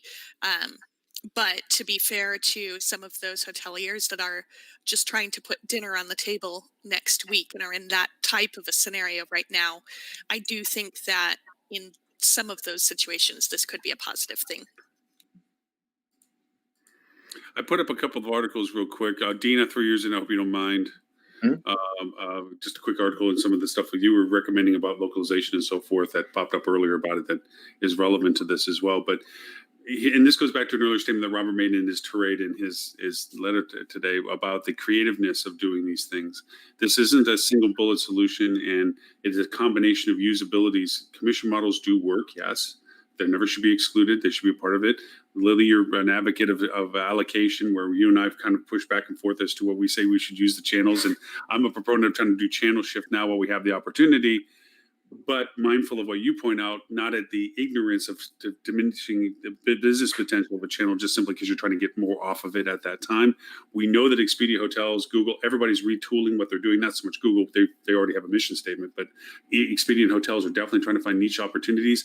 I am concerned with what is going to happen to brands, because brands went dark when all this happened, and now they're coming out of it only preaching about themselves and not doing anything for the individual hotels, which goes, Lily, to your statement that small hotels are sitting there going, I gotta have some revenue streams here. And then all of a sudden now the cities are shutting down at 8 p.m.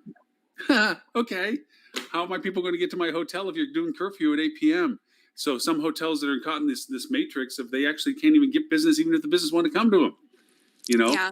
And the restaurants around them can't even open. They have to close. So what's the point of the travel experience going through there? And now, again, going to the safety issue that, Melissa, you pointed out so many times with the previous survey, what's my safety issue if I have to drive through a zone that has a curfew? And if I may or may not know about it, or how far around it do I have to go, whatever city it is, to know whether or not I just might be in the wrong place at the wrong time with the wrong scenario. Why even do that? So now all of a sudden the 200 to 350 mile drive radius goes to 150, tethered driving. I can go home if I have to. If I'm driving down the road and I find out on the radio or something that something's going on, they shut down a major artery highway to do something, I got to drive back home. I'm not going to go that far. So, it's been kind of funny this past week as I talk to people. It's like, yeah, we're just waiting for the meteor. Because it's a joke. At this point, it almost is like they had locusts in Africa already. They've already got the volcano thing talking about whether or not Yosemite's going to blow up. And now you got the fact that we got riots going on, and wildfires in Australia. Don't forget, there's a really nice tropical storm in the Gulf of Mexico right now. And might I say, they already said there's aliens. So we've kind of covered the base. I think, Lauren, though, that what you said, and luckily I was able to at least listen into earlier parts of the show a bit, but I heard you guys discussing on the fuel study that sometimes people aren't ready to travel because they're not certain what to expect when they arrive at the hotel in terms of amenities. And I think what you're talking about, Lauren, is the same thing. If you distill all of that down, it's just the uncertainty across the board. The squirrels are attacking you now. The squirrels are outside. Here's my lady. Innocent squirrels. But it's never happened to us before. Now, don't worry about it. We've never ever had our dogs jump up in our laps or attack the squirrels. We're good. We always need this on a Friday, right? That's the best part of the show, is the unscripted nature.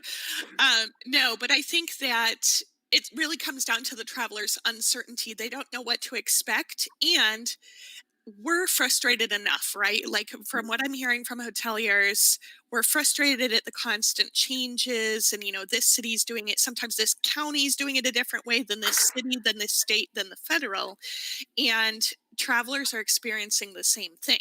So to your point, Lauren, if they have to travel through multiple locales that have different rules, or they're not even sure, maybe they don't have different rules. I mean, even the Phoenix curfew, I know a lot of areas where they put out the curfew kind of via the text message alert system, almost like they would do with an Amber Alert. But here they did no such thing. So I actually didn't know about the curfew until a day after it was released. I could have very easily broken curfew without even knowing that I was doing so. And I think that just that uncertainty among travelers of not knowing what to expect is going to cause some additional hesitation in anything that's outside of their own locale, at least on a very temporary basis. I mean, one would hope that these curfews aren't going to extend past maybe a week or 10 days at the most. So that will be temporary. But when we come back to the COVID-19 rules, even with some of those, it's very different. My parents just traveled cross country in their RV, and they said it was almost like traveling to totally different countries based on the difference in fear levels and restriction levels and all of that. They'd go to Texas and everybody acted like COVID-19 happened 2 years ago and nothing looks different. And now they're in Michigan and everybody's fearful of leaving their houses.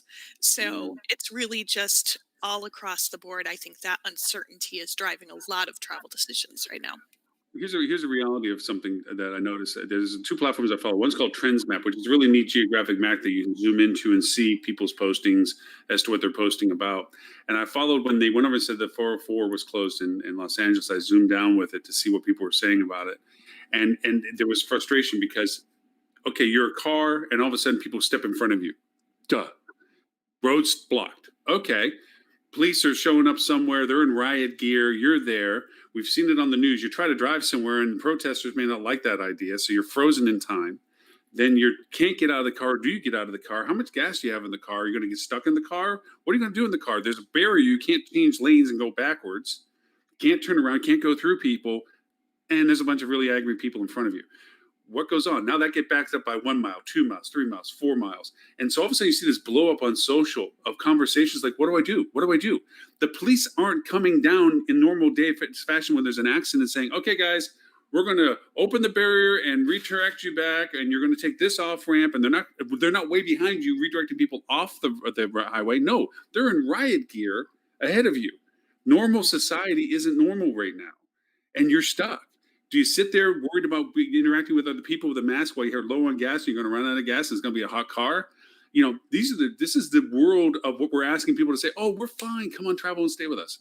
When the next day, and this is a true story to me, some of my clients in one of the cities, we went from having a budget what we planned for to all of a sudden there's curfew. So all but the airport hotels I can't get the people to the hotel. So the budget goes up. Put that on the shelf. Now I got to go build a different budget for just the hotels you can generate revenue that you're going to share revenue with the other hotels because they're the only hotels you can still do business with. It is surreal in the day-to-day changes that have to go on from a marketing perspective and from a communication perspective. You almost wish there was ability to have a hotline to it, which is something I think I'm going to try to incorporate just as a future tense thing, depending on my markets, on saying, this is where you go to. We'll tell you what we know from our market. So before you travel, if you need a source reference, we're not an authority, but as a source, and you need to call them and go, hey, I'm pulling into the city and it's like, no, don't do 404, do this, whatever, maybe we can be helpful. It again goes back to the core of our industry. We're supposed to be helping people with their travel. So maybe that's a new addition to our new paradigm. My new word, old word. No, I think that makes a lot of sense, Lauren. And overall, I think we need to be that voice. And this kind of goes back to what I was saying after my trip to Sedona a little while ago. Don't wait for your local attractions to tell your guests what's open. You have the fact that they're open. You stay up to date on all of that, because if you can provide, that is the most valuable thing right now. If you can provide confidence to your traveler, they're going to be more likely to travel. And if you are able to stay up on top of that. So again, you don't want to put it up there and then let it go 2 weeks out of date, because you're going to lose their trust in the long term. So you have to be committed to the effort, but having a whole kind of FAQ page around this right now would not be inappropriate. Completely agree with you on that. I mean, just speaking for Myrtle Beach, the city of Myrtle Beach is a very small radius of our entire area. And the rules are changing per city limit. So imagine going in Myrtle Beach proper, which has, some guidelines, and you go 10 miles up the road to North Myrtle Beach to a different restaurant, and the rules are different. So I agree with you, having all that information on a hotel website of what really is open, what the rules are, it's priceless. You've got to have it. We've incorporated that. Yeah, we've incorporated that. One of the first things I asked the GMs of some of the hotels and one client that has them clustered is I need to find out immediately in your area what is open for lunch, what's open for breakfast, lunch, and dinner. Do they have delivery service capability? Do they have pickup service capabilities? Do they have limited menus or full menus? And we literally put that as part of the pre-arrival information. Just so people understand that they're going to be staying with us, regardless of what we're offering within the hotel. Just their awareness of what's around that hotel, and this goes for branded and independent hotels alike. This is your chance to have your own voice. whether you're branded or not. You still have the lateral move to be in social. If you can engage your guests or communicate with your guests about the stuff that they need to know to make the decisions they need to be at your hotel, this is that part that we never had to worry about before that we have to make sure they know. I just, as we're talking through today, I'm going to add the part of like, literally, we're going to add in the pre-arrival for some of these hotels. Please look at us as a resource to tell you what to be prepared for. We'll let you know whatever we know about whatever's changing in the rules or whatever happened that is affecting our hotel or what it takes for you to get to our hotel in certain areas. And it's a shame, but again, if anything we've learned from this is we're all kind of having to redefine what we're doing individually anyway. There's no collective, this is a single entity that tells us this is blue, this is white, this is red, this is green. It's all us deciding how we're going to communicate. So. And it's evolving. You can't even go on your website and say, you know, book our hotel for the future and this is what's going to happen, because we really don't know what's going to happen. We don't even know how to describe what the experience inside the hotel is going to be, because we're, you know, it's up to so many different factors. Yeah, like I said, the municipalities even, you know, there's a lot of places that just simply say you can't open your pool. Whether you feel you have hygienically cleaned your pool or not, in the surrounding areas and all this, the CDC guidelines, there's municipalities that simply say there's no pools open for, you know, group use. There's places like that. And it's the number one thing people ask about. Yeah. It's, and you know, I think, Melissa, you guys pointed out the fact that when Myrtle Beach did open up, there was a lot of unanticipated, like there's a lot of pools closed, restaurants not open, beach had restrictions. So there's a lot of unnecessary gatherings and repercussions. Right. Yes. And unfortunately, right or wrong, consumers, when they don't know what's going on and they get to your property and they can't do all these things, that reflects negatively on their whole trip. And they're not going to come back, maybe. And on your They might write a bad review. Right. Good point. Just a very quick shout out for the Library Collection, who has the top 3 hotels on TripAdvisor. Just in New York City. Just so you know. And 10 years ago, in 2010, we were number 1, number 2, number 3, and number 4 in a row, which nobody has ever done before. Yeah. And, like and I don't think since. I think Adele's forgotten more about how to do this than I will ever learn. If anybody wants to know, you can link in with me, and I will try to advise you. But look, yep.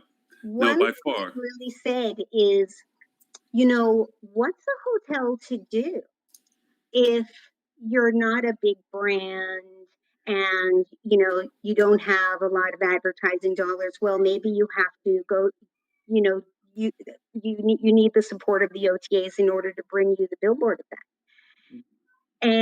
But the truth is that the way you run the hotel and the reputation you build, brick by brick, customer by customer, we have a technique or a system that we use to make the hotels stay on top like that. And it's true, you know, in Budapest, our hotel was the number 1 hotel in the world in 2017 out of 1.1 million accommodations on TripAdvisor. Let me tell you, it's a huge billboard and it doesn't cost anything. It's like, smile at the guest, listen to the guest. When they ask you a question, answer it in a helpful way, not in a polite but not helpful way. It's an entire philosophical commitment. It's not necessarily easy. It's easier to write a check for new drapes or a new carpet, but it's a system that makes the staff happy, the guests happy, and it raises your ADR, it raises your conversions, it raises your, you know, user-generated content, it maximizes your exposure. I don't know why everybody is so happy to be the number 200 hotel in a 400 hotel market. I don't know why people are so not rushing to see how to get to the top, but you should be. And this now in a time when trust is suddenly such an important component of where the choice of hotel selection is going to go to, you know, now is the time to press that reset and say, I'm going to start talking about kindness and compassion every day. I'm going to start talking about communication. And if you're not doing it already, Adele, you probably are, but if you're not doing it already, mine that user data. So anytime somebody's writing reviews about your hotel where they talk about how clean your hotel is, good grief. You want to take that, post it on your website, reuse it, mine the daylights out of that stuff and utilize it. Absolutely. Yeah. And if No, you don't have if tools Ed to was make here, that possible, go find some. if Ed was here, he'd be talking about Flip too. We know that. I was actually just thinking that Flip 2 would provide a pretty good solution for this. So, Yeah, just but saying. it goes back. I mean, we all have our stories. My most successful, not even close to Adele's, is a simple bar that I used to own. We had peanut shells on the dirt floor, and I kid you not, dirt floor. The beer was mostly cold.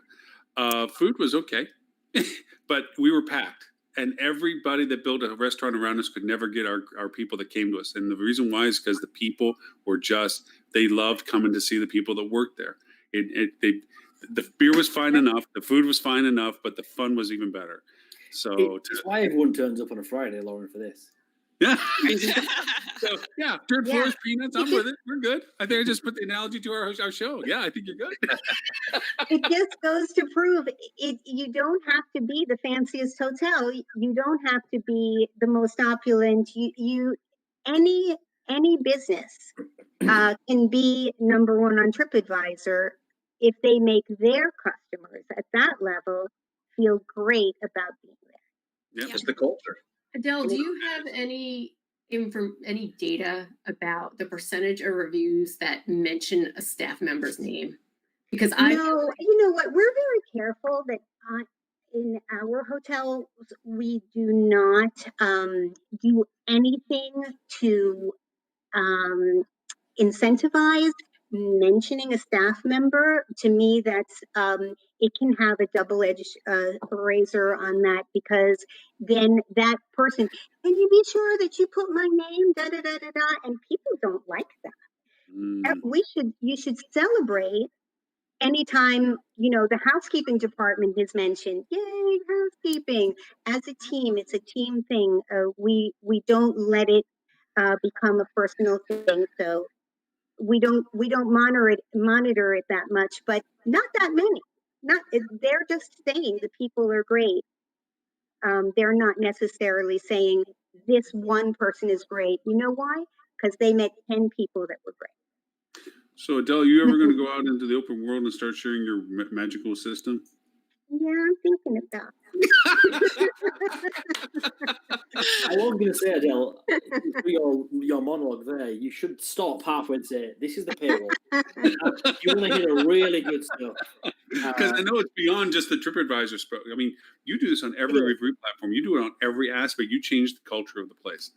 And it just seems like not a waste, because it's obviously to the benefit of the library collection that you have done what you've done. But from a perspective of learnability out in the market, that would be a very strong training program to have.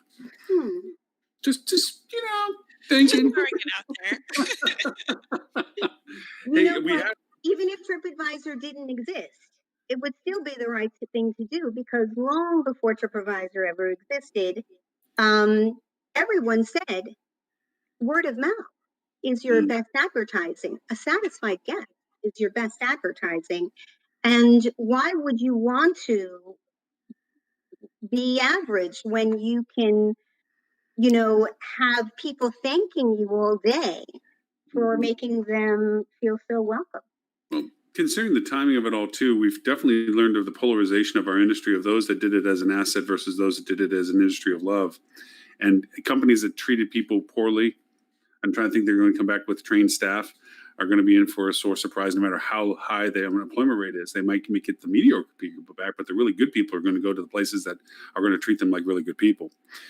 So there's a lot of that, and the fact that you said that right now trust is more important than anything else. So getting that trust into your organization culture now, as you rebuild your organization, literally rebuild the organization, is probably one of the most time sensitive things that can be introduced into the culture. So just saying, be good for the whole world to know how to do it. Anyways, we are close to the 2-hour mark. And again, as always, time flies when you're having fun.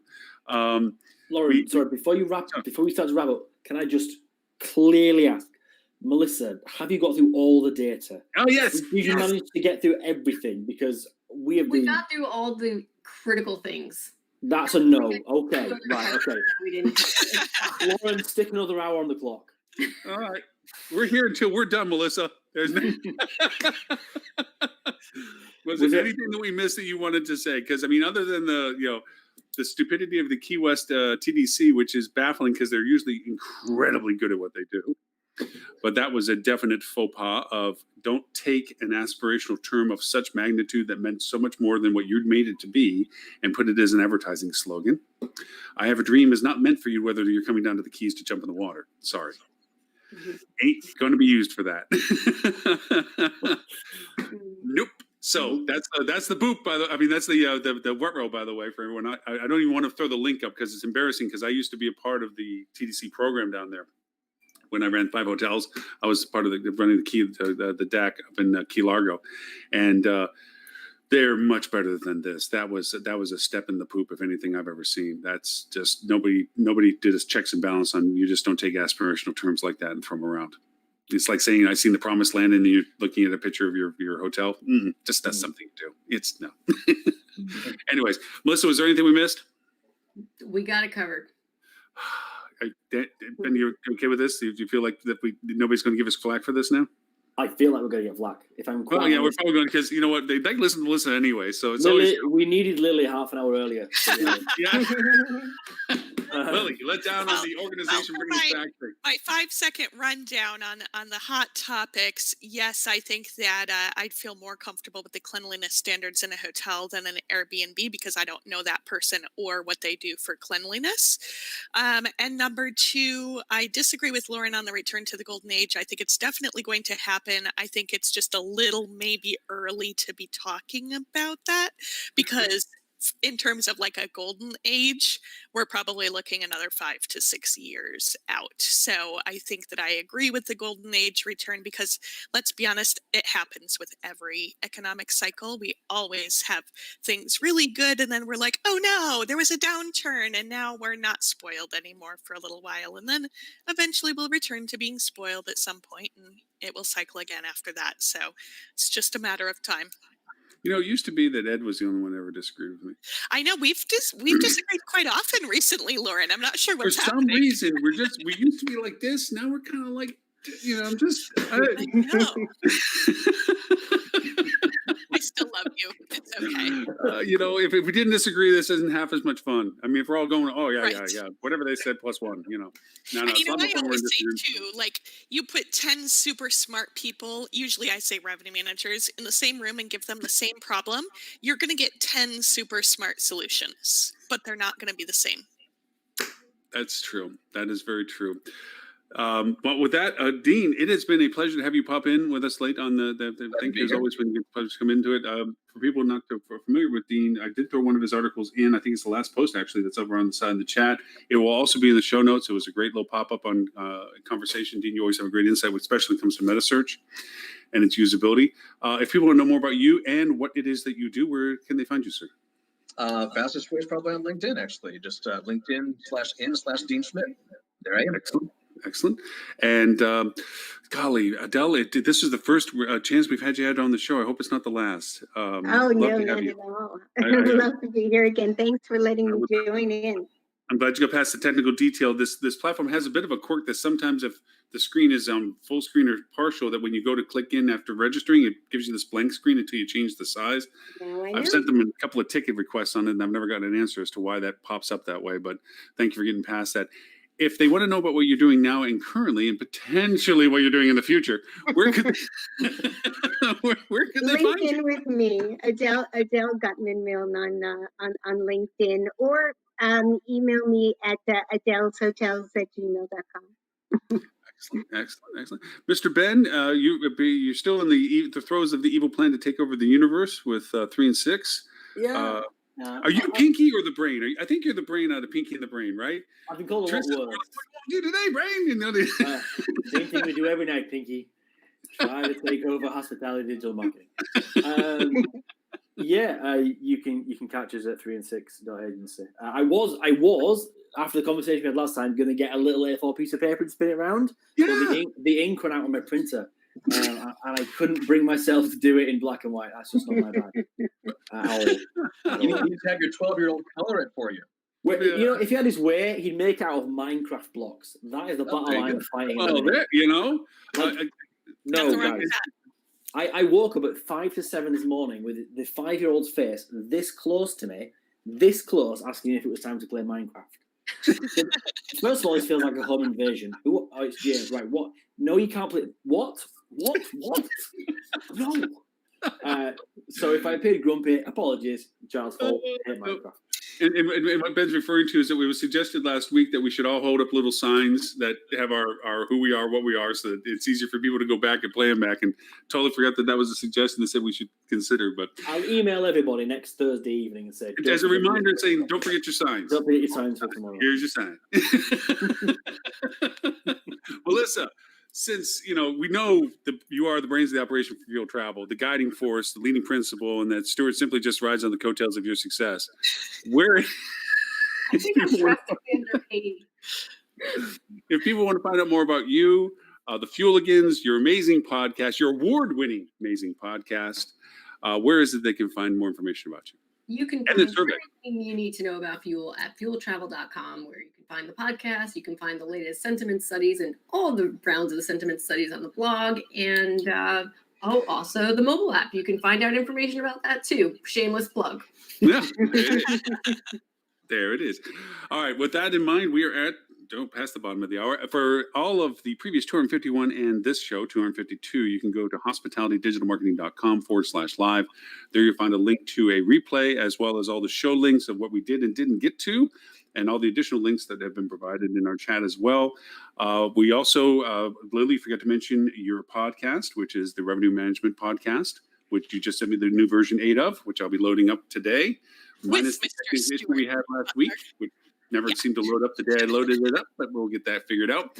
I also have a podcast, which is a recap of this show, much shorter than this show, in which we go over tools, techniques, and a recap and a news item that I thought was worthy of a further discussion. And that is the Hospitality Marketing Podcast, different than the This Week in Hospitality Marketing Live. So with that, we will see everyone. We do have a potential guest speaker next week and the week after. Maybe the week after that. It seems that we're getting quite popular again. So we'll be back to some stuff. And I know Ben and Tristan have some evil plans to bring in some guest hosts as well.